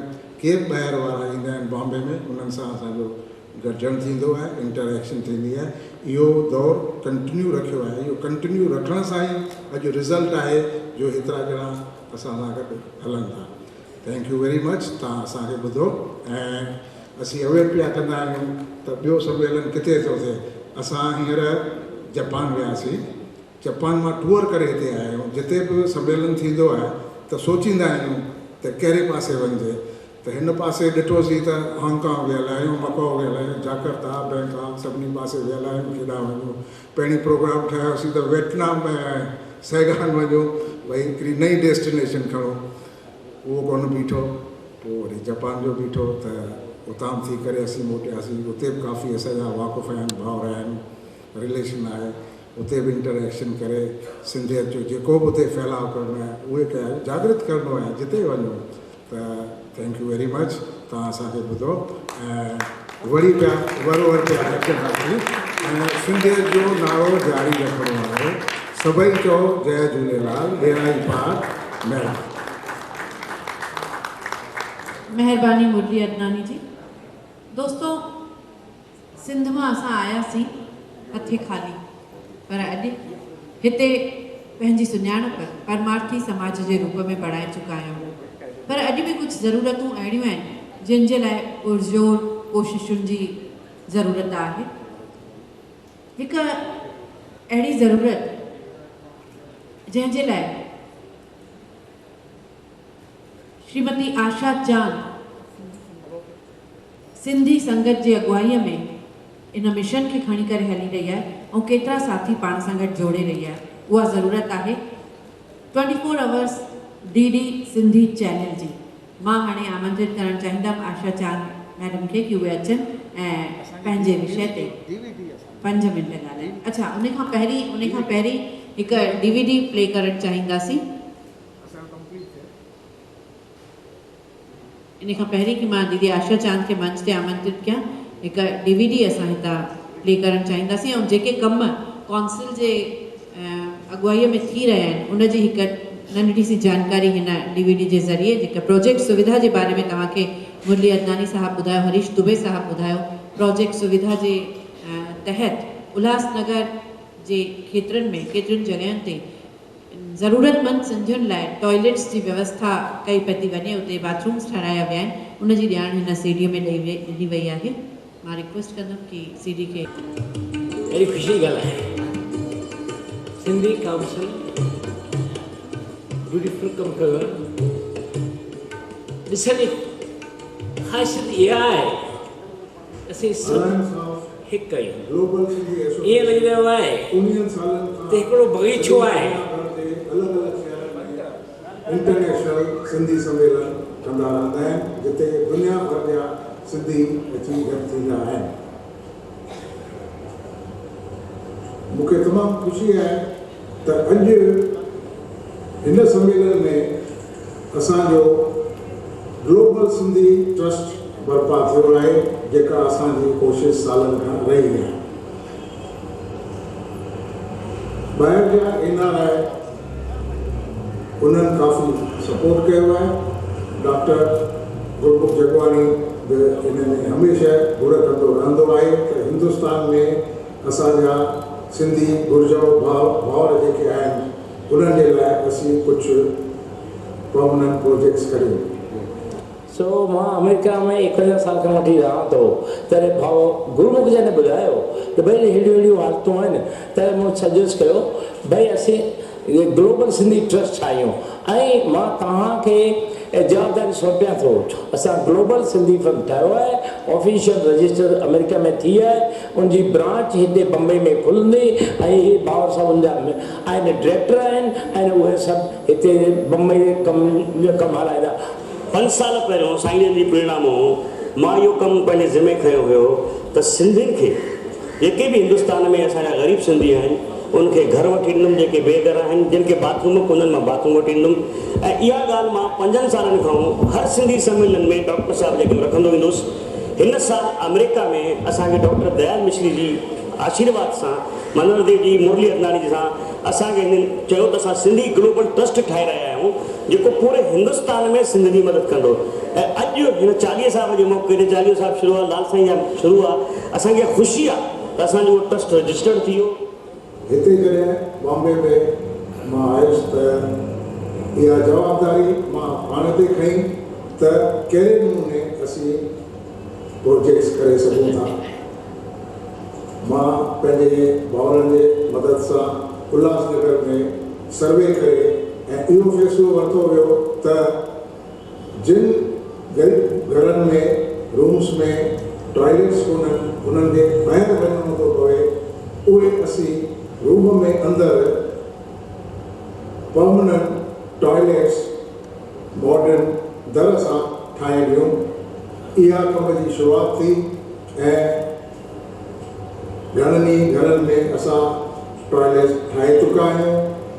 अॼु डॉक्टर महश्री ऐं ॿिया असांजा साथी उल्हासनगर में आया आहिनि ऐं उन्हनि पाण अची ॾिठो आहे त कहिड़े नमूने कमु थियो आहे, टॉयलेट्स ठही विया आहिनि ऐं उन्हनि ॾाढी ख़ुशी ज़ाहिर कई ऐं जिन जे घरनि में इहे टॉयलेट ठहिया आहिनि उन्हनि बि पंहिंजे ख़ुशीअ जो इज़हार कयो आहे, दुआऊं ॾिनियूं आहिनि, उन्हनि जो सुपिनो साकार थियो आहे।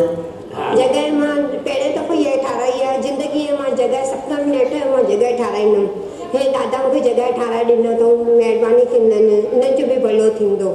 मुरली साहिब जी मदद सां ऐं उते जे लोकल चैप्टर जी मदद सां असां टॉयलेट्स ठाहिणु चालू कयासीं ऐं भॻवान जी महिरबानी सां असांजे झूलेलाल जी महिर सां काफ़ी टॉयलेट ठही विया आहिनि ऐं असां उनखे अॻियां वधाइण जी पूरी कोशिशि कयूं ताकी पूरे हिंदुस्तान में इन टाइप जा जिन जे घरनि में टॉयलेट्स न आहिनि, जेके ग़रीब माण्हू पंहिंजी रेखा खां अॻियां वधी नथा सघनि, उन्हनि जी मदद करे सघूं, उन्हनि जा टॉयलेट्स ऐं किचन्स ठाहे उन्हनि खे हिकु नॉर्मल ज़िंदगी ॾियण जो मौक़ो ॾियो। Sindhi council of India Ulhasnagar जंहिंजा अध्यक्ष असांजा महेश सुखरमानी जी आहिनि, टाइप करे असांजी जेका ॿी यूनिट आहे बॉम्बे जो जेको असांजो चैप्टर आहे श्री मुरली अदनानी जी, इन्हनि सां गॾिजी करे डॉक्टर दयाल मिश्री जी जेके US मां आयल आहिनि, हिन वक़्तु असां सां मौजूदु आहिनि, बट हिननि हिकिड़ो सुपिनो ॾिठो कि असांजा जेके सिंधी घर आहिनि जिन खे बेसिक सुविधाऊं जीअं त टॉयलेट बाथरूम किचन इहे सुठे नमूने न ठहियल आहिनि या त हिननि जी घुर्ज आहे। जीअं त असांजो Sindhi council of India Ulhasnagar chapter हमेशह हर कम में समाज सेवा में पंहिंजे सिंधी सभ्यता लाइ असांखे हमेशह असांजी टीम सॼी पाण पितोड़ींदी आहे। अॼु असांखे इहो मौक़ो मिलियो सिंधी ग्लोबल ट्रस्ट जी तरफ़ां डॉक्टर दयाल मिश्री, डॉक्टर असांजे गुरमुख जोगाणी साहिबु, मुरली अदनानी साहिबु, असांजे इंदौर मां भादेव साहिबु आहिनि, सॼी टीम असांजी असांखे मौक़ो ॾिनो भई शहर में जेतिरा बि तव्हां ग़रीब घर आहिनि जंहिंखे बाथरूम टॉयलेट या काई बि उन्हनि खे काई ज़रूरत आहे उहा असांखे उन्हनि खे असां पूरी करे ॾियूं। थैंक यू आहे भई असांजे सिंधी काउंसिल ऑफ इंडिया असांजी मदद कई आहे, बाथरूम लैट्रिन सभु असांखे घर में ठाहे, किचन बि ठाराए ॾिनो अथऊं। इहा सभु ऐं मां ॿारनि भेण जंहिंजे अॻियां आहिनि उन्हनि खे बि ठाहे ॾिना। असांखे अञा वॾो कमु करिणो आहे। असांखे जेके बेवा मायूं आहिनि, जेके यतीम आहिनि ॿार जिन खे घर में कोई कोन्हे, उन्हनि खे असां उल्हासनगर में छा पर पूरे इंडिया में पक्का घर ठाहे करे ॾींदासीं। इहा असांजी फ्यूचर जी प्लानिंग आहे। इन लाइ जेको बि भाउ जेका बि संस्था इन मदद कम में सुठे कम में असांजी मदद सां गॾु अचणु चाहे उहा वेलकम आहे, असां सां अची जुड़े। इहो कमु चालू आहे, अञा चालू रहंदो ऐं मां चाहींदुसि त हिंदुस्तान भर में जिते बि असांजा सिंधी भाउर आहिनि, जिते बि कॉलोनियूं आहिनि, उते भाउर अॻियां अची असांखे सपोर्ट कनि त असीं जिते जिते ज़रूरत आहे उते टॉयलेट्स या घरनि खे मरम्मत करे पक्का ठाहिण इहो असां ज़रूरु कोशिशि करे ठाहिण जी कोशिशि कंदासीं। ऐं मूंखे पक आहे त इन लाइ ग्लोबल ट्रस्ट में घणे में घणो फंड्स गॾु करे हिंदुस्तान भर में हिते असांजे ट्रस्ट में खणी ईंदा, जेके असां बिल्कुलु बि उहे ख़र्चु करे ऐं सिंधियुनि जे कम में आणींदासीं। महिरबानी।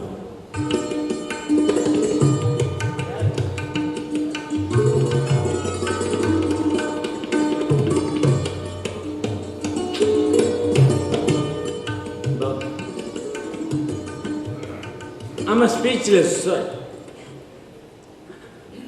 मुश्किल आहे चवणु छा सुहिणी सिंधियात जो इहो मिसालो आहे। दयाल में कुझु कोन्हे तंहिं सां अलाह सुबुह सिंधी काउंसिल महाजोत सभु गॾिजी हिकिड़ो ब्यूटीफुल बगीचो ठाहियो अथनि। हर हिकु सुहिणो सुहिणो गुल आहे, उन्हनि मां थोरा थोरो कढी हिते तव्हांखे ॾिसणु मिलिया आहिनि। गुल जो दस्तो तव्हांखे पेश करियां थो तव्हांजे अॻियां।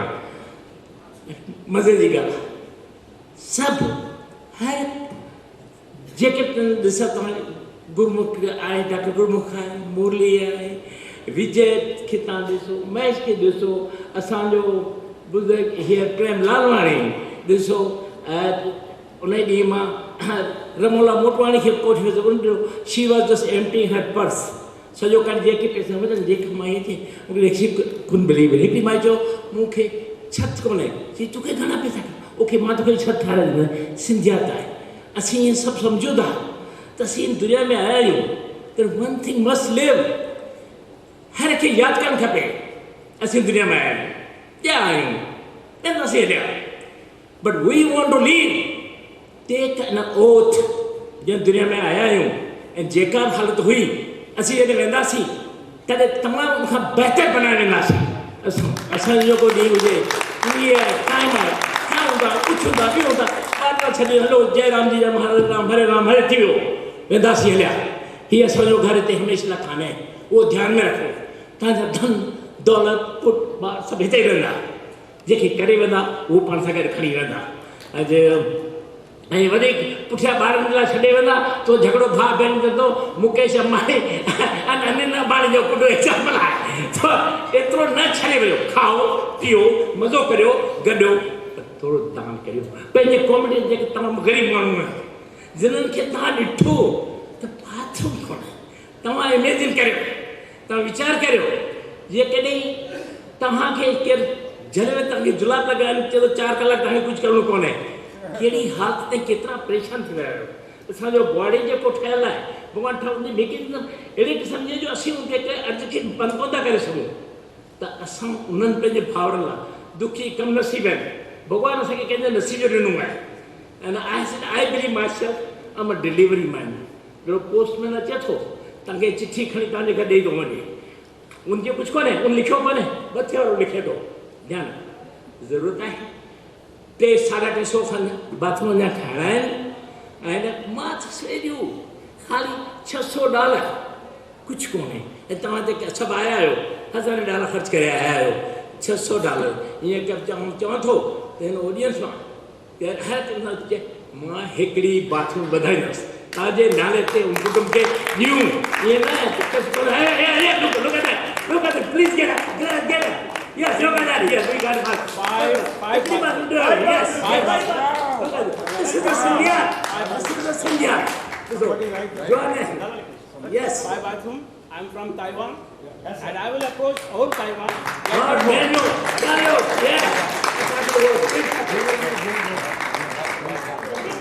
This home. Please.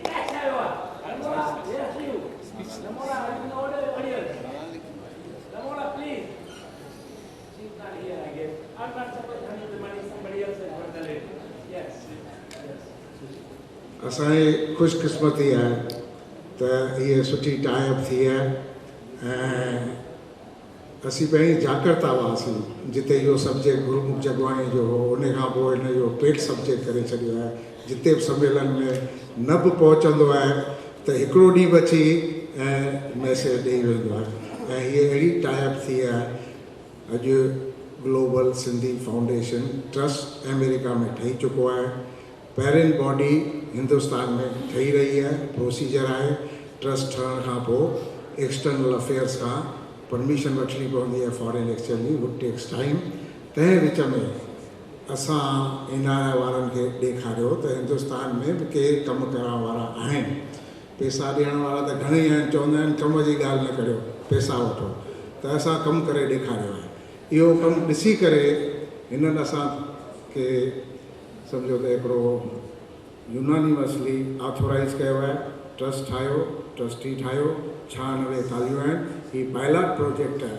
हिन जो हिन में हिकिड़ो पेज अथव ऐं कॉन्टेक्ट अथव, कंहिंखे बि टॉयलेट्स आहे, का बि सम्झ खपे, का बि ॻाल्हि खपे, या कुझु डोनेशन ॾियणो आहे या सम्झणो आहे, या बॉम्बे अचो था हली उते ताईं ॾिसी सघो था, मूंसां कॉन्टेक्ट कंदा, कॉन्टेक्ट नंबर आहिनि त उहे बि तव्हांखे रूबरू ॾेखारे सघनि था। This is just drop in the ocean. असांखे 96 कॉलोनियुनि में पहुचणो आहे, 350 छा 3500 फ्लैट आहे।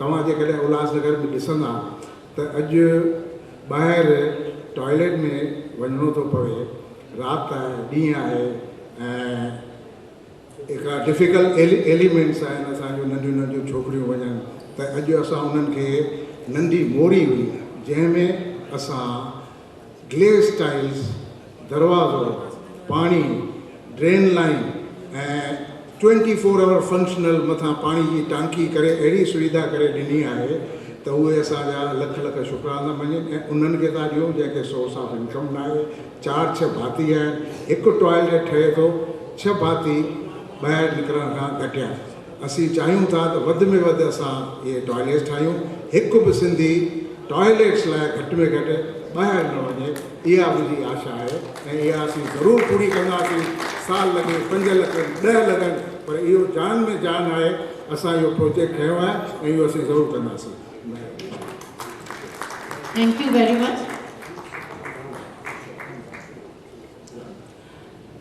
बारो वॾे के ख़ुशी जी वॾी ॻाल्हि इहा आहे त साईं असांजा भॻवान सतनाम इन्हनि चयो आहे मां ॿुधाईंदुसि तव्हांखे अरे भई असां उन्हनि जी शेवा कयूं था ॾियूं अॼु उन्हनि जी दिलि ॾिसो सिंधियत आहे वॾी ख़ुशी जी ॻाल्हि आहे सभिनी जे पारां सभिनी सिंधियुनि जे पारां संग में पई तव्हांजे आशीर्वाद वठां थो तव्हांजे 10,000 थींदी पवंदियूं उन मल्टीप्लाई थींदो तव्हांजो हिकिड़ो रुपयो 1000 रुपयनि बराबरि आहे वॾी तुंहिंजी महिरबानी thank you all thank you her is highly emotional Thank you very much, Dr. Dayal Mishri sahab मुझे भी क्या चाहिए है अपने लिए जिए तो क्या जिए तू जी ए दिल जमाने के लिए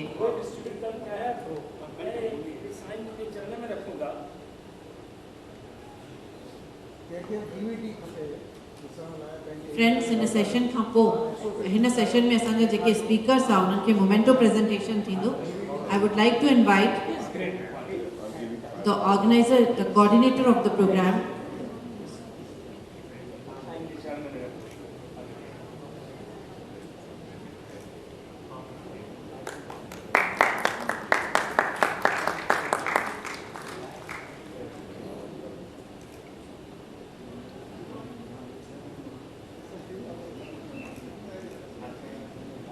I would like to invite Mr. Lalchan Jiranai to please come on the stage. मां उन्हनि सां गुज़ारिश कंदमि कि असांजा हिन सेशन जा जेके स्पीकर्स आहे उन्हनि खे मोमेंटो प्रेजेंटेशन कनि सभिनी खां पहिरीं मां लालचंद साहब जिन सां रिक्वेस्ट कंदमि कि परमानंद खट्टर साहब जिन खे मोमेंटो प्रेजेंट करे अॼु जे हिन प्रोग्राम खे यादगार बणाइनि please come on the stage doctor Dayal Meshri ji please come on the stage I would like to invite mister Dayal Meshri and Lalchand ji to please come on the stage. Shri Parmanand Khattar sahab हिन सेशन में असांजा जेके नेक्स्ट स्पीकर आहे that was doctor Gurmukh Jagwani मां उन्हनि खे बि आमंत्रित करणु चाहींदमि मंच ते उहे बि अचनि ऐं रिक्वेस्ट कंदमि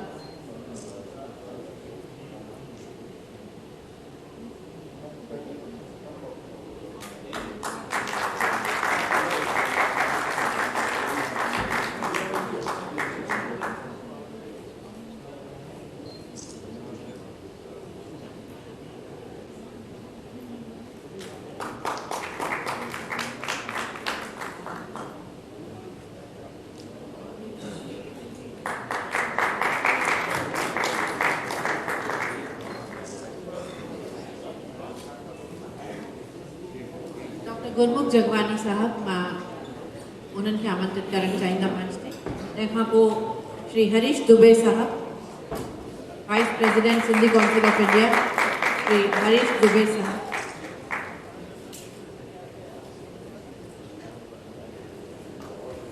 श्री विजय लखानी साहब उन खां पोइ मां आमंत्रित करणु चाहींदमि श्री विजय लखानी साहब जिन खे general secretary Sindhi council of India दोस्तों वक़्तु असां खां अॻिते हली रहियो आहे असां थोरो सो पुठिते रहिजी विया आहियूं ऐं अञा ॾाढा महत्वपूर्ण कम आहिनि अञा इन खां पोइ श्री कमल मीरचंदानी साहब जिन जो प्रेजेंटेशन आहे ऐं घणे कम बाक़ी आहिनि त थोरो सो जल्दी जल्दी कंदासीं श्री विजय लखानी साहब खे आमंत्रित करणु चाहींदमि मंच ते जल्दी सां अची वञनि इन खां पोइ श्री महेश सुखरामानी साहब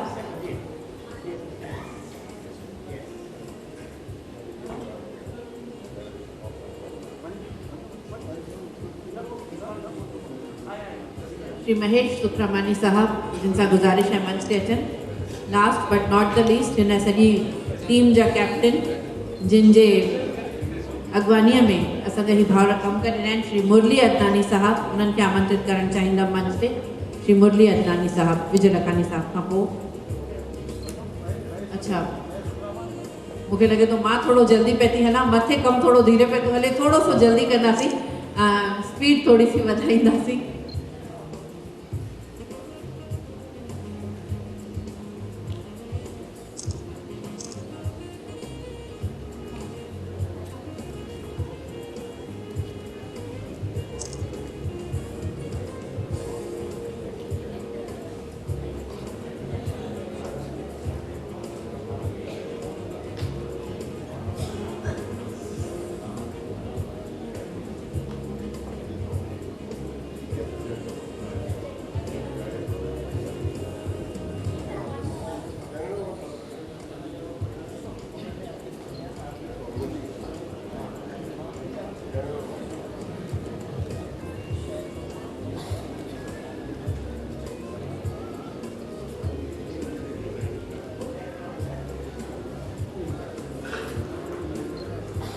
मूंखे लॻंदो आहे जॾहिं बि सिंधी सम्मेलन थींदा आहिनि ऐं स्पेसिफिकली इंटरनेशनल सिंधी सम्मेलन, चाहे 3 ॾींहंनि जो रखूं, चाहे 2 ॾींहंनि जो रखूं, चाहे 4 ॾींहंनि जो रखूं, वक़्तु असांखे हमेशह घटि ई लॻंदो आहे।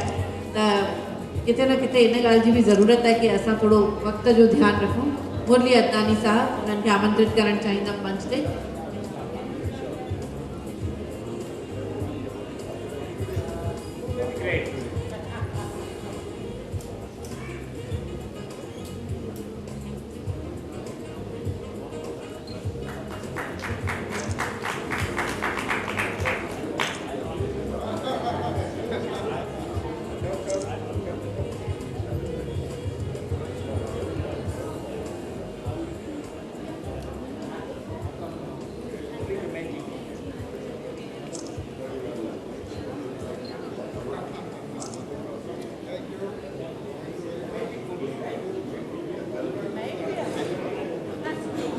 असांखे मिस्टर दत्तुक शाह 5 टॉयलेट्स ॾियणा कया आहिनि, पर मां कोलालमपुर मां तेसि ताईं कोन निकिरंदुसि जेसि ताईं मूंखे 50 टॉयलेट्स जो आश्वासन न मिलियो आहे।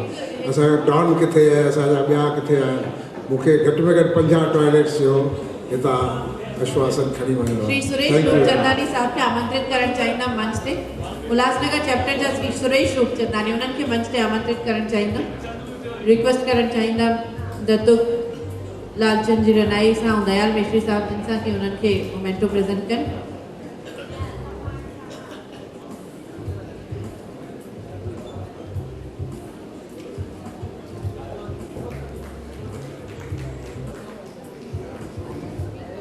Thank U very much. Doctor Dayal Mishri साहब ऐं लालचंद साहब जिन सां अनुरोध है कि पंहिंजो स्थान ग्रहण कंदा। Please be seated. फ्रेंड्स, असांजे अस्तित्व जी निशानी आहे मोहन जो दड़ो। दुनिया के माण्हुनि जे साम्हूं मिसाल आहे मोहन जो दड़ो। इन खां पहिरीं कि मां कमल मीरचंदानी साहब खे घुरायां, मां उन्हनि खे चवणु चाहींदमि कि हू पंहिंजी तयारी करे वठनि प्रेज़ेंटेशन जी। ऐं इन बिटवीन मां आमंत्रित करणु चाहींदमि मैडम आशा चांद के उहा अचे ऐं DD सिंधी चैनल जी ॼाण तव्हांखे ॾिए। कमल मीरचंदानी साहब जिन सां रिक्वेस्ट है कि हू पंहिंजे प्रेज़ेंटेशन जी तयारी तेसि ताईं जल्दी सां कराए वठनि। काफ़ी घणा प्रोग्राम्स आहिनि, इन जे लाइ असीं तकिड़ो ॻाल्हाईंदासीं ऐं तई तकिड़ो सम्झिजो। ज़रूरत छाजी आहे ॿोलीअ खे अॻिते वधाइण जी, पंहिंजे साहित्य पंहिंजे कला खे अॻिते वधाइण लाइ असांखे छाजी ज़रूरत आहे। सिंधी ॿोली जो पढ़ाव कननि ते पवे। जे तव्हीं सिंधी ॿोली ॿुधंदा त सिंधी ॿोली सिखंदा, ऐं उहो सिखण जे लाइ असीं जुदा जुदा नमूननि जूं जुदा जुदा कोशिशूं करे रहिया आहियूं। पर हिकु जेका ज़रूरी कोशिश आहे जंहिंजो असांखे हक़ु आहे, उहो आहे असांजो 24 कलाकनि जो निजो सिंधी DD सिंधी चैनल, जेको असांखे गवर्नमेंट ऑफ इंडिया खां वठिणो आहे। सिंधी ॿोलीअ खे जेका तकलीफ़ आहे, जेका मुश्किलात आहे, जेको गुम थी वञण जो डपु आहे, उहो हिंदुस्तान में आहे। ऐं हिंदुस्तान में ई असीं इहे कोशिशूं करे रहिया आहियूं त असीं छो न पंहिंजी सिंधी ॿोलीअ में घटि में घटि हिकिड़ो चैनल त वठूं। छो जो सिंधी ॿोली 8 शेड्यूल में आहे भारत जे कॉन्स्टिट्यूशन में, जंहिंमें 22 ॿोलियूं आहिनि। सिंधी, उर्दू ऐं संस्कृत इहे 3 ॿोलियूं आहिनि जिन खे पंहिंजी का बि ज़मीन कोन्हे, पंहिंजो को बि स्टेट कोन्हे। पर गवर्नमेंट ऑफ इंडिया जे तरफ़ां DD उर्दू चैनल हली रहियो आहे 2006 में हुन जी शुरुआत थी हुई। संस्कृत ॿोलीअ ते 95 करोड़ रुपया ख़र्चा वञनि था हर साल। इहे 3 साल अॻु जी फिगर अथव। अञा त वधीक कम पिया थियनि इन्हनि ॿोलियुनि खे वधाइण जा। बाक़ी सिंधी ॿोली कहिड़ो ॾोह कयो? सिंधी ॿोलीअ खे हिकिड़ो national council for promotion of Sindhi language जो आहे NCPSL, जंहिंखे 2 करोड़नि जी बजट, पर सिंधी चैनल छो न हूंदो? इन जे लाइ असां 2007 खां वठी दादा LK आडवाणी ऐं श्री राम जेठमलाणी जे अॻवानीअ में उन्हनि खे गॾु वठी असीं सिंधी संगत पारां इहा कोशिशि करे रहिया आहियूं त असांखे 24 कलाकनि जो सिंधी चैनल हुअणु खपे। इन में को शक कोन्हे त जे चैनल हूंदो त 24 कलाकनि जे करे घणेई कलाकार अॻियां ईंदा। तव्हां ॾिसंदा त अॼु असां वटि 8 कलाकार आहिनि ॻाईंदड़। भेरे भेरे ताईं उन्हनि खे ई ॿुधो पिया। तमामु सुरीला आहिनि, तमामु सुठा आहिनि, पर छा असां सिंधियुनि वटि रुॻो इहो 8 या 10 या 15 कलाकार आहिनि? नृत्यांगनाऊं 1 या 2 ॾिसण में अचे त अनीला सुंदर जहिड़ी ॿी का कलाकार कोन्हे। उन जो मतिलबु ईअं थोरो पियो आहे त असां वटि सिंधियुनि वटि डांसिस कोन्हनि, आहिनि, पर उहे अॻियां किथे अचनि? उन्हनि लाइ मंच किथे आहे? केरु उन्हनि खे अॻियां अचण जे लाइ का सहूलियत ॾींदो, का इन्विटेशन ॾींदो, को उन्हनि जी आजिया कंदो? इन जे लाइ ज़रूरी आहे त असां वटि पंहिंजो 24 कलाकनि जो सिंधी चैनल हुजे ऐं उहो गवर्नमेंट जे ख़र्च सां हुजे। छाकाणि जो हर साल जो ख़र्च घटि में घटि 20 करोड़ हूंदो सॉफ्टवेयर ठाहिण जो, प्रोग्रामिंग्स ठाहिण जो। जेकॾहिं असीं स्टार प्लस जहिड़ी क्वालिटी चाहियूं था त असांखे 2-4 करोड़नि मां कमु कोन हलंदो। जेकॾहिं असीं चाहियूं था त सिंधी चैनल शिफ्ट न कनि, असांजो चैनल ॾिसनि त प्रोग्राम सुहिणा सुठा ठाहिणा आहिनि ऐं सिंधी ॿोली तॾहिं ई अॻिते वधंदी जॾहिं माण्हू सिंधी प्रोग्राम ॾिसंदा। सिंधी प्रोग्राम तॾहिं ॾिसंदा जॾहिं उहे सुठा हूंदा। त तव्हां कोशिशि करियो गवर्नमेंट ऑफ इंडिया खे पंहिंजे पारां हिकु ख़त लिखो। IB मिनिस्टर वटि ख़त वञणु खपे। प्रकाश जावड़ेकर सां दादा राम जेठमलाणीअ जे कोशिशि सां असांखे अपॉइंटमेंट मिली, तॾहिं असीं उन सां IB मिनिस्टर सां वञी 9 जुलाई ते गॾिजी आया आहियूं। तंहिंजे करे तव्हीं सभई ॿियो कुझु न करियो, हिकु ख़त लिखो। एसोसिएशन जे पारां लिखो, पंहिंजे निजी पर्सनल पारां लिखो। गवर्नमेंट ऑफ इंडिया जे सरकार यानी प्राइम मिनिस्टर मोदी खे ऐं श्री प्रकाश जावड़ेकर खे जेको IB मिनिस्टर आहे। सिंधी काउंसिल ऑफ इंडिया जे तरफ़ां मूंखे ख़बर पई आहे कल्ह त श्री जगवाणी साहब जो दोस्त आहे IB मिनिस्टर श्री प्रकाश जावड़ेकर। त मुंहिंजे हिसाब सां त इहा जवाबदारी बि हिकु पंहिंजनि चइनि डिमांड्स में इहा हिकु ॿी हिननि खे डिमांड जोड़णु खपे ऐं हिकिड़ो भरपूर नमूने में इहो कमु करणु खपे। मां वधीक न चवंदसि, छाकाणि न चयो 2 मिंटनि खां वधीक न ॻाल्हाइणो आहे, पर इहे ग़रीबनि जूं घुर्जूं। पूज्य संत सतगुरु साईं साधराम साहिब, असांजा आदरणीय बानीकार जिन ही अहिड़ो सुठो समारोह असांजे लाइ ठाहियो आहे, मां उन्हनि सभिनी जे लाइ शुक्रगुज़ार आहियां ऐं सभिनी एसोसिएशन्स जा जेके कार्यकर्ता आहिनि, मुख्यकर्ता आहिनि। नाला न वठी सघंदुसि, टाइम घटि आहे, माफ़ी घुरां थो, पर तव्हां सभिनी खे ख़बर आहे त उहे केरु आहिनि। उन्हनि सभिनी लाइ हिकु ताईं वॾी तारीफ़ ॾियो।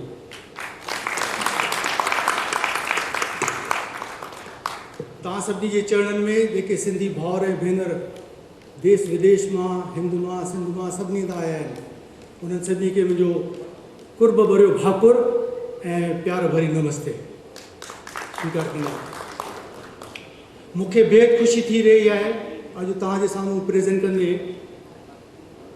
हिकिड़ी सुहिणी सौगात जा न रुॻो तव्हांजे दिलि खे छुई वेंदी, पर तव्हांखे उहो फ़ख़्रु बि महसूसु थींदो त असीं उन मिटीअ जी पैदाश आहियूं जंहिं ते दुनिया जी सभिनी खां पुराणी सभ्यता, urban civilisation, not just the civilisation but urban civilisation thrived over 5,000 to 7,000 years ago. Urban छा के थो चइजे, जिते covered drainage system, houses were at right angles built on the streets. Today, even in modern India, you won't find in 50% of towns that kind of civilization, which we had more than 5,000 years ago. तव्हांखे ही जेको presentation ॾेखारियो वेंदो उन में वठी हलिबो on archaeological tour ऐं तंहिंखां पोइ 4 इंटरव्यूज़ आहिनि जेके उते वठी वयूं आहिनि असांजे फिल्म प्रोड्यूसर जंहिं हीअ फिल्म ठाही आहे, ऐं उन्हनि में 2 इंटरव्यू सिंधीअ में बि आहिनि। That is the beauty of this. ऐं तव्हांखे उनखे ॾिसी फ़ख्रु महसूसु थींदो त how we are connected with Mohan जो दड़ो।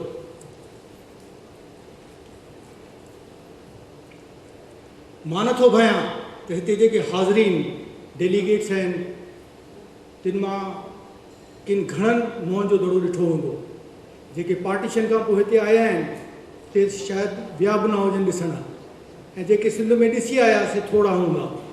उन लिहाज़ खां हीअ जेका यात्रा असीं हली रहिया आहियूं मोहन जो दड़ो ते is unique. It gives us an opportunity to connect us with our own roots. त मां तव्हांजो वधीक वक़्तु न वठी करे हाणे तव्हांखे वठी थो वञा मोहन जो दड़ो जी यात्रा ते।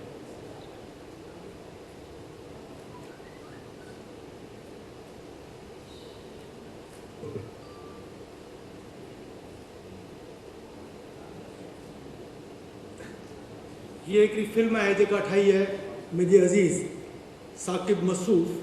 ही is a prize winning film maker from San Francisco. मुसलमान आहे पर इन करे इनखे फैसिलिटीज़ मिलियूं जो उते वञी फिल्म कई ऐं खणी आयो। पोइ असांजे लाइ हिकिड़ी डॉक्यूमेंट्री ठाही अथसि from 90 minutes to like 25-30 minutes. त उनखे मूं कंडेंस करे तव्हांजे लाइ तयारु कयो आहे। हाणे ॾिसो इहा डॉक्यूमेंट्री।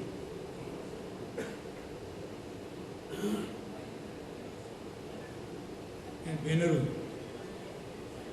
अॼु वॾे फ़ख्र सां मां तव्हांजे साम्हूं पेश करे रहियो आहियां Sindhu river civilisation Indus heritage. Mohan जो दड़ो सिंध में उन जे बारे में डॉक्यूमेंट्री आहे इन सर्च ऑफ मेलुहा जा मुंहिंजे हिकिड़े अज़ीज़ साकिब मासूफ़ तयारु कई आहे। इहा डॉक्यूमेंट्री ॾेखारी वई हुई सिंधु वैली हेरिटेज जी एग्ज़िबिशन इंडिया कम्युनिटी सेंटर में सैन फ्रांसिस्को बे एरिया में ॾेखारी वई हुई।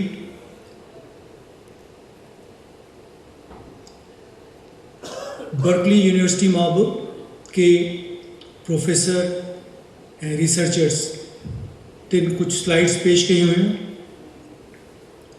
हिन स्लाइड में ॾेखारियो वियो आहे ancient civilisations of the world, China, Egypt, Mesopotamia ऐं सिंधु। कहिड़ी तरह from agriculture to the advanced stage of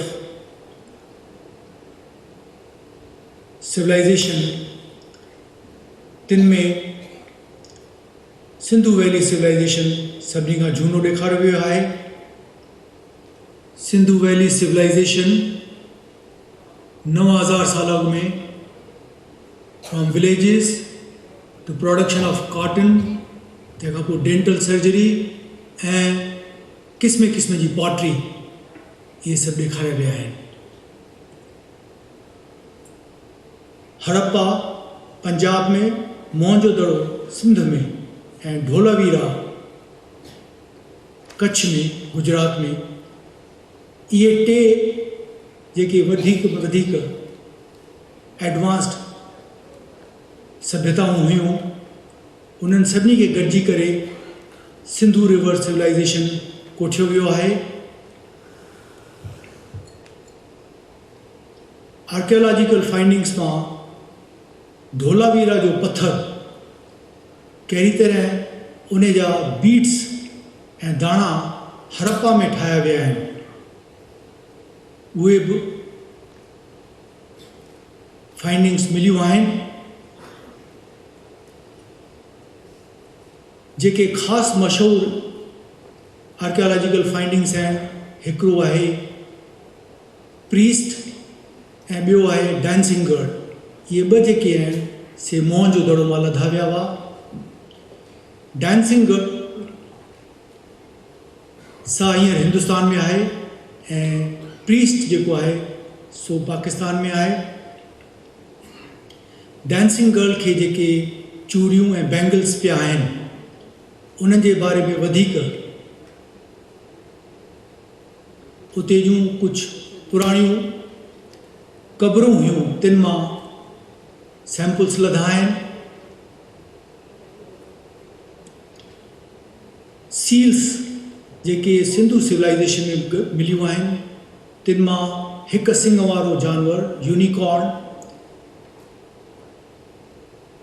ईअं मालूम थियो आहे त सिंध मां ई इन जी हिस्ट्री आहे। ऐं ॿियो जेको सील लधियूं आहिनि वधीक जानवर ऐं क़िस्मे क़िस्मे जूं राइटिंग्स आहिनि जिन जे बारे में अञा ताईं खोज हली रही आहे। ॿी जेका इम्पॉर्टेंट सील लधी सा हुई योग जी, योगा सील। माना ईअं चई सघिजे थो त योग जेको आहे असांजो भारत जी सभ्यता आहे पुराणी, उन जी बर्थ प्लेस सिंधु घाटी मोहन जो दड़ो ई आहे।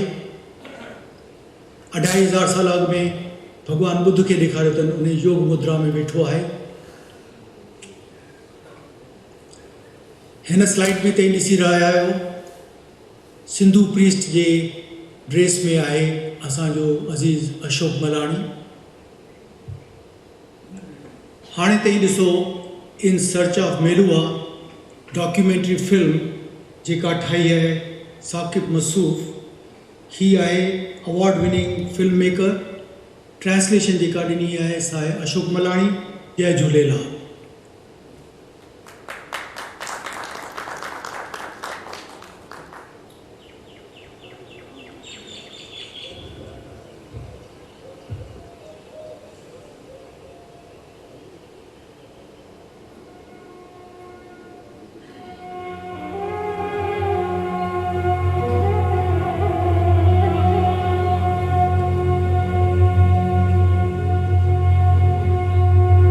Over 5,000 years ago, as Bronze Age civilizations developed in Mesopotamia and Egypt, great cities arose along the floodplains of the river Indus in present-day Pakistan.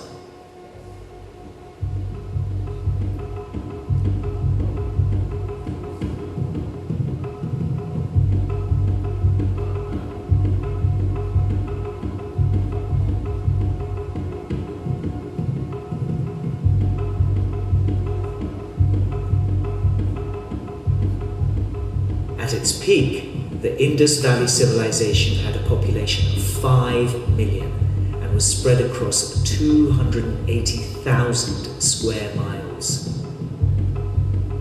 It was known for artisans, engineers, and the probable birthplace of yoga.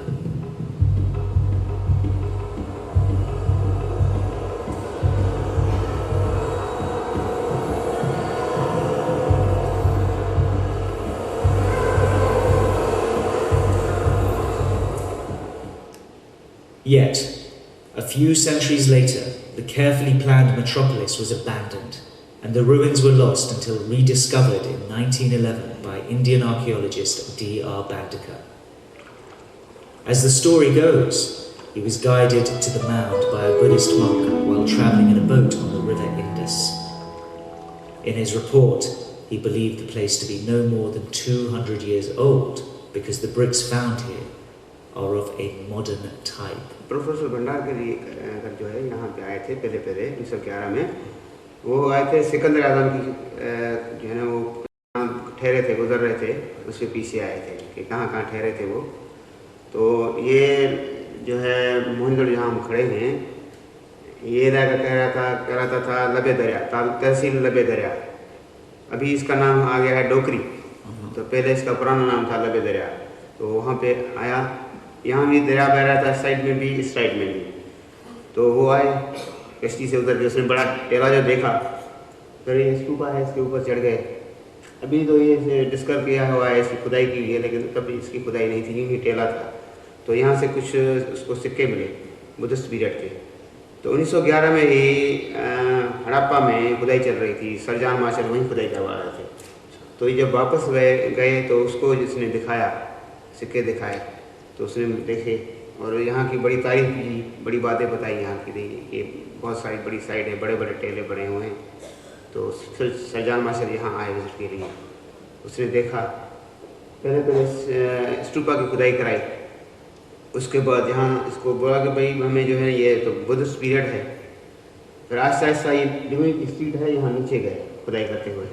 यहाँ इनको seal मिली, पहली seal. पहले तो किसी और जगह पे seal मिली थी, लेकिन वो कह रहे थे कि कहीं ना कहीं ये तहजीब जो है दफन है, यही जगह है। कौन सी सील थी? वो यूनिकॉर्न की सील। Unicorn, first seal discovered in Mohenjodaro.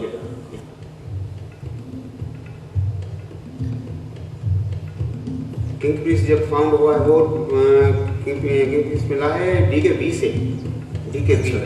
DKB उस साइड को है। तो जब वो मिला है तो लोग उस वक्त नारे लगा रहे हैं, उसकी तस्वीर बनी हुई है, वो हाथ उठाए हुए नारे लगा रहे हैं। In 1924, after years of further digging and finding no parallels with other civilizations, the Director General of Archaeology Survey of India, Sir John Marshall, announced the discovery of the Indus Valley Civilization. In one stroke, the known history of India was pushed back by 3 millennia. On the centennial anniversary of the discovery of Mohenjo-daro, filmmaker Sakib Masood visits the site for the 4th time. Each visit has been under a different regime.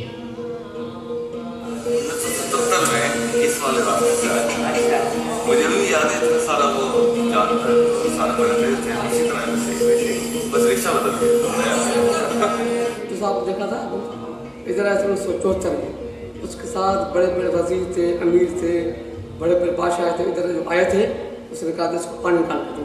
वो जो चमड़े के डोल थे ना, मैंने उसको हाथ से पानी निकाल के वो सारे वो देख रहे थे। तो ये 5000 ये पानी पुराने यहाँ से।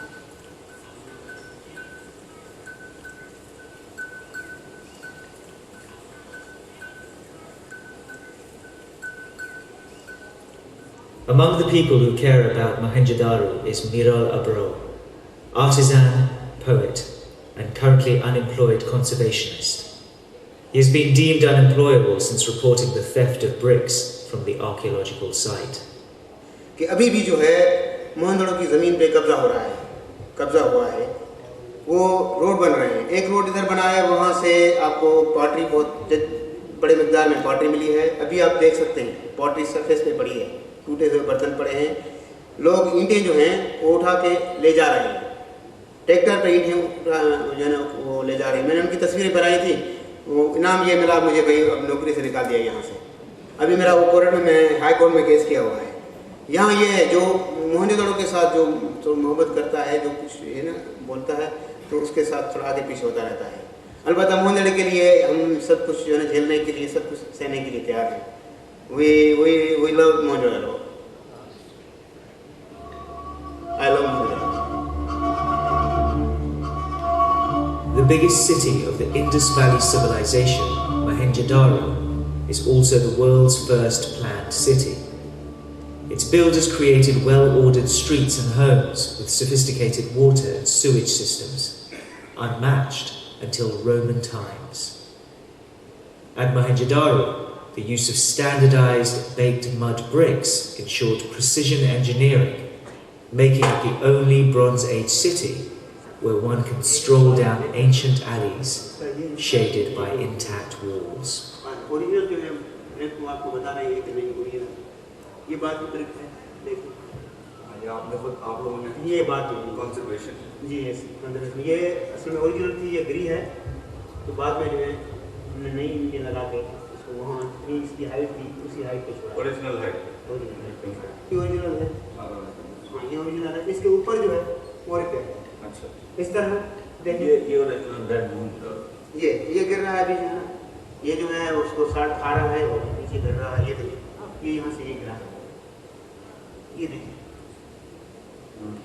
ये ओरिजिनल मतलब ये देखिए ये यहाँ से ओरिजिनल आपको नई ईंट अभी ये देखिए, ये नई ईंट है, ये नई ईंट है, ये देखो, और ये ओरिजिनल है, ये भी ओरिजिनल है, लेकिन इसको साथ पकड़ दिया है नहीं, ये नहीं बात नहीं।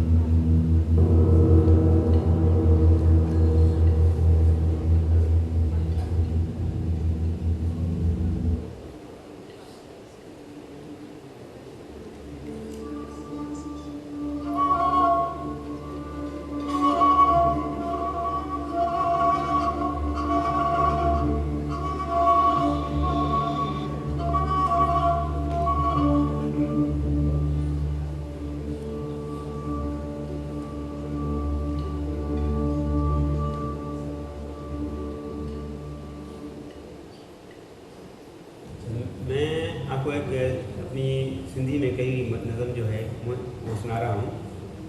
मुँह जी मिटी आया सदन खां पई लुटी आया, केत अची साथ दियो सूरन में पई सटी आया। रोज़ बुढ़ा थी रोज़ बुरा थी, कल्टियों खाई रोज़ किरां थी, छा ॾोहनि जी का बठी आया। मुँह जी मिटी आया सदन खां पई लुटी आया। हू रोज़ मूंखे था इज़ाइन, हू रोज़ मूंखे था इज़ाइन, धोखे सां था डाहन ठाहिनि, पंहिंजा पिया बंगला ॾाइनि, करे ॻाढ़ा गल भिनी आहियां। मुंह जी मिटी आहियां सदन खां पई लुटी आहियां, केत अची साथ ॾियो सूरन में पई सुठी आहियां। मीर जेके मुंहिंजे सिर जा मालिक, हर घिटी ऐं घर जा ख़ालिक, सारे तन खे भिनी आहियां। मुंह जी मिटी आहियां सदन खां पई लुटी आहियां, केत अची साथ ॾियो सूरन में पई सुठी आहियां। As ancient as the land itself are its people.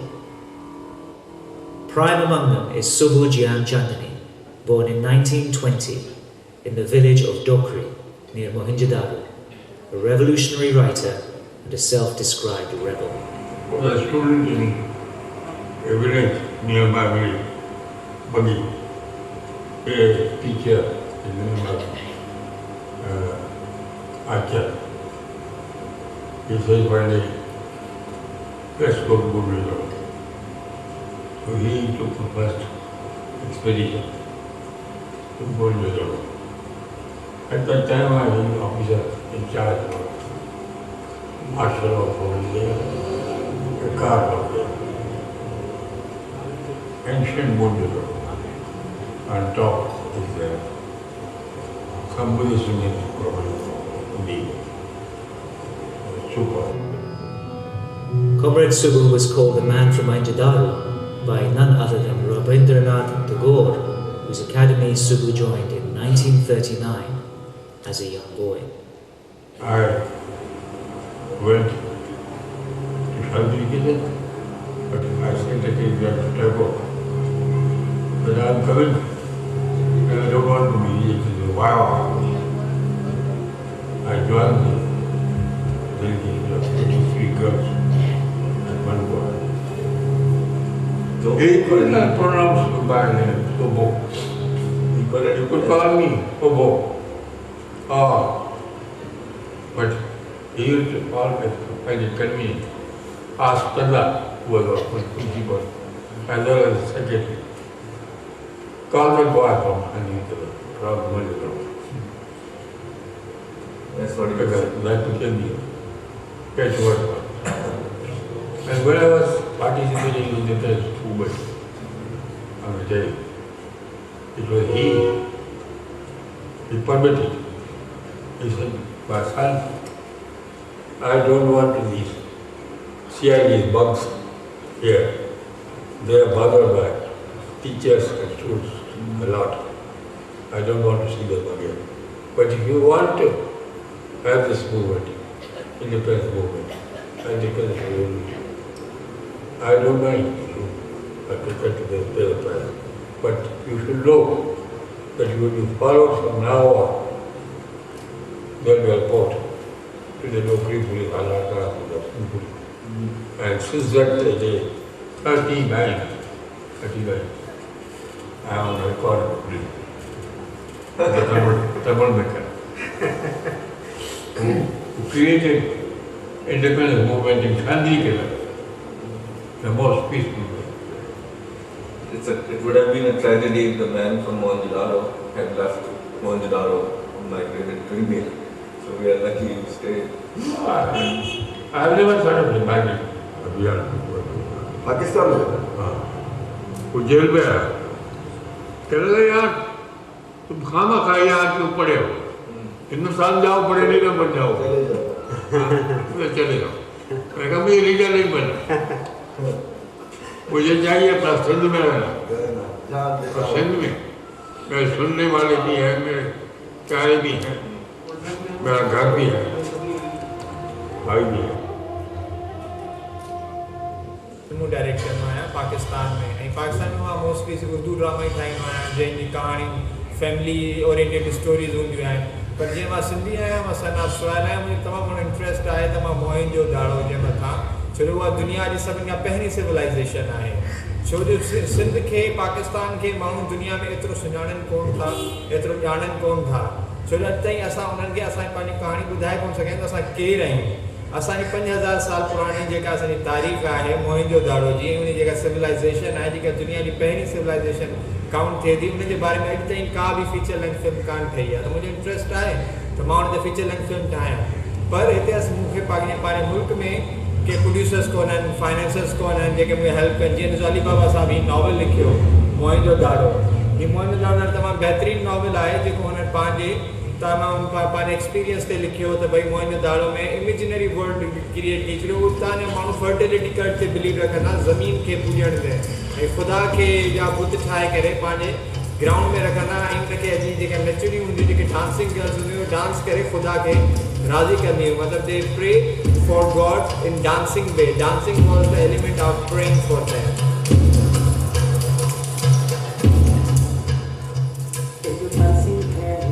के हवाले से मुझे इस तरह से हालांकि मैं एक देहाती खातून हूँ मतलब मेरा बचपन देहात में गुजरा मगर उसके बावजूद मुझे शदीद इस चीज़ की ख्वाहिश थी कि मतलब मुझे तो नहीं था कि मुझे वो सारे मौके नहीं मिले कि मैं खुद डांस सीख सकूँ मगर मेरी बेटी क्लासिकल डांसर है और वो भरतनाट्यम और वो ओडिसी भी उन्होंने किया है जो हमें मोहनजोदाड़ो की डांसर मिली है वो ज़्यादातर ओडिसी के करीब है So, how teachers keep asking me, what's your plan in your future university?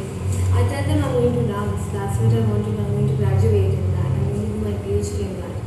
कि मुझे हमेशा ये कहा जाता है कि अपनी बेटी को कथक डांस करने सिखाते हैं वो समझते हैं कि कथक मुसलमानों का है वो कहती है भरतनाट्यम क्यों वो तो हिंदुओं का है हिंदुओं का और ओडिसी या भरतनाट्यम तो ये भी एक बहुत और ये चीज़ जो है वो मुझे इंटेलेक्चुअल जो और ज़्यादा तकलीफ की बात है इंटेलेक्चुअल्स कहते हैं कि कथक सीखना चाहिए लेकिन इसके और भी रीजंस हैं रीजंस लाइक पाकिस्तान में नॉर्थ इंडियन म्यूजिक ज़्यादा सुना जाता है north Indian classical and that is what goes with Kathak इसके लिए बना हुआ है मैं असल में क्योंकि ड्रामे की फील्ड में या लिटरेचर की इसलिए तस्वुराती तौर पर वो सारी चीज़ें देखती हूँ तो जब मैं पहली दफ़ा मोहनजोदाड़ो गई थी तो मुझे मेरी छोटी बड़ी बेटी जो थी वो मेरे गोद में थी तो इस तरह से गली में हम लोग सब आगे पीछे हो गए और घूम रहे थे तो मुझे ऐसा लगा मैं उस डांसर गर्ल के घुंघरू की आवाज़ सुन सकती हूँ और वो उसको देख रही हूँ वो बस अभी आएगी सामने और मेरे एकदम से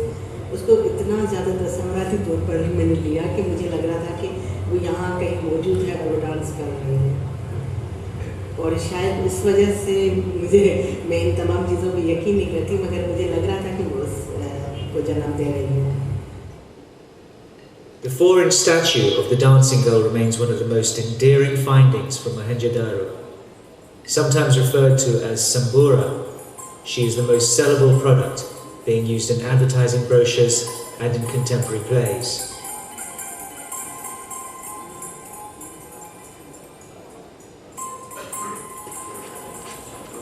के भी बनाए हैं, डांसिंग गर्ल का बनाया है, डांसिंग गर्ल का वो है।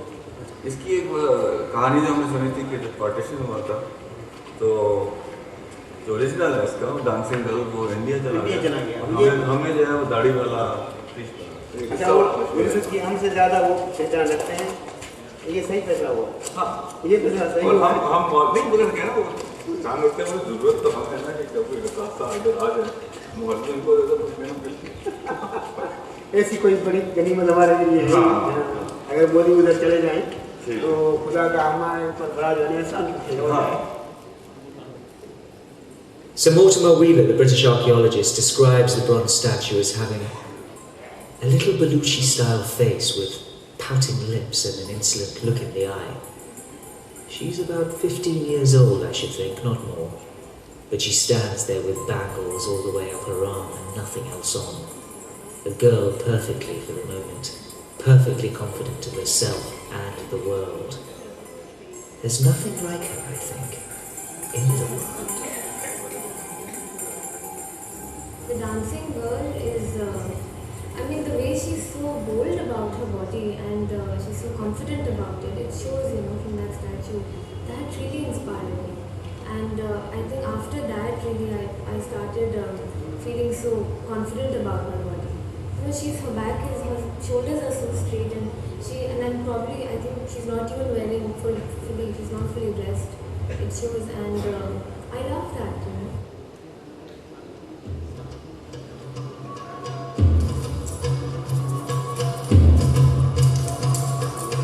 The reasons for the demise of Mohenjo-daro remain shrouded in mystery, but a possible hypothesis includes climate change. Many aspects of the enigmatic civilization remain undiscovered. The Indus script, one of the oldest writing systems known to the human civilization, is still undeciphered, while structures such as the distinctive stupa, massive granary, and the Great Bath crumbled to ruin through salinity and the lack of upkeep. Even the name Mohenjo-daro, which translates as the Mound of Death in the Sindhi language, is a modern interpretation, and the only link to its past is what is mentioned in the historical Argadian scrolls. A city-state to the east of Samaria, a place called Meluha. Today, Meluha lies forgotten to the world, but not to its inheritors.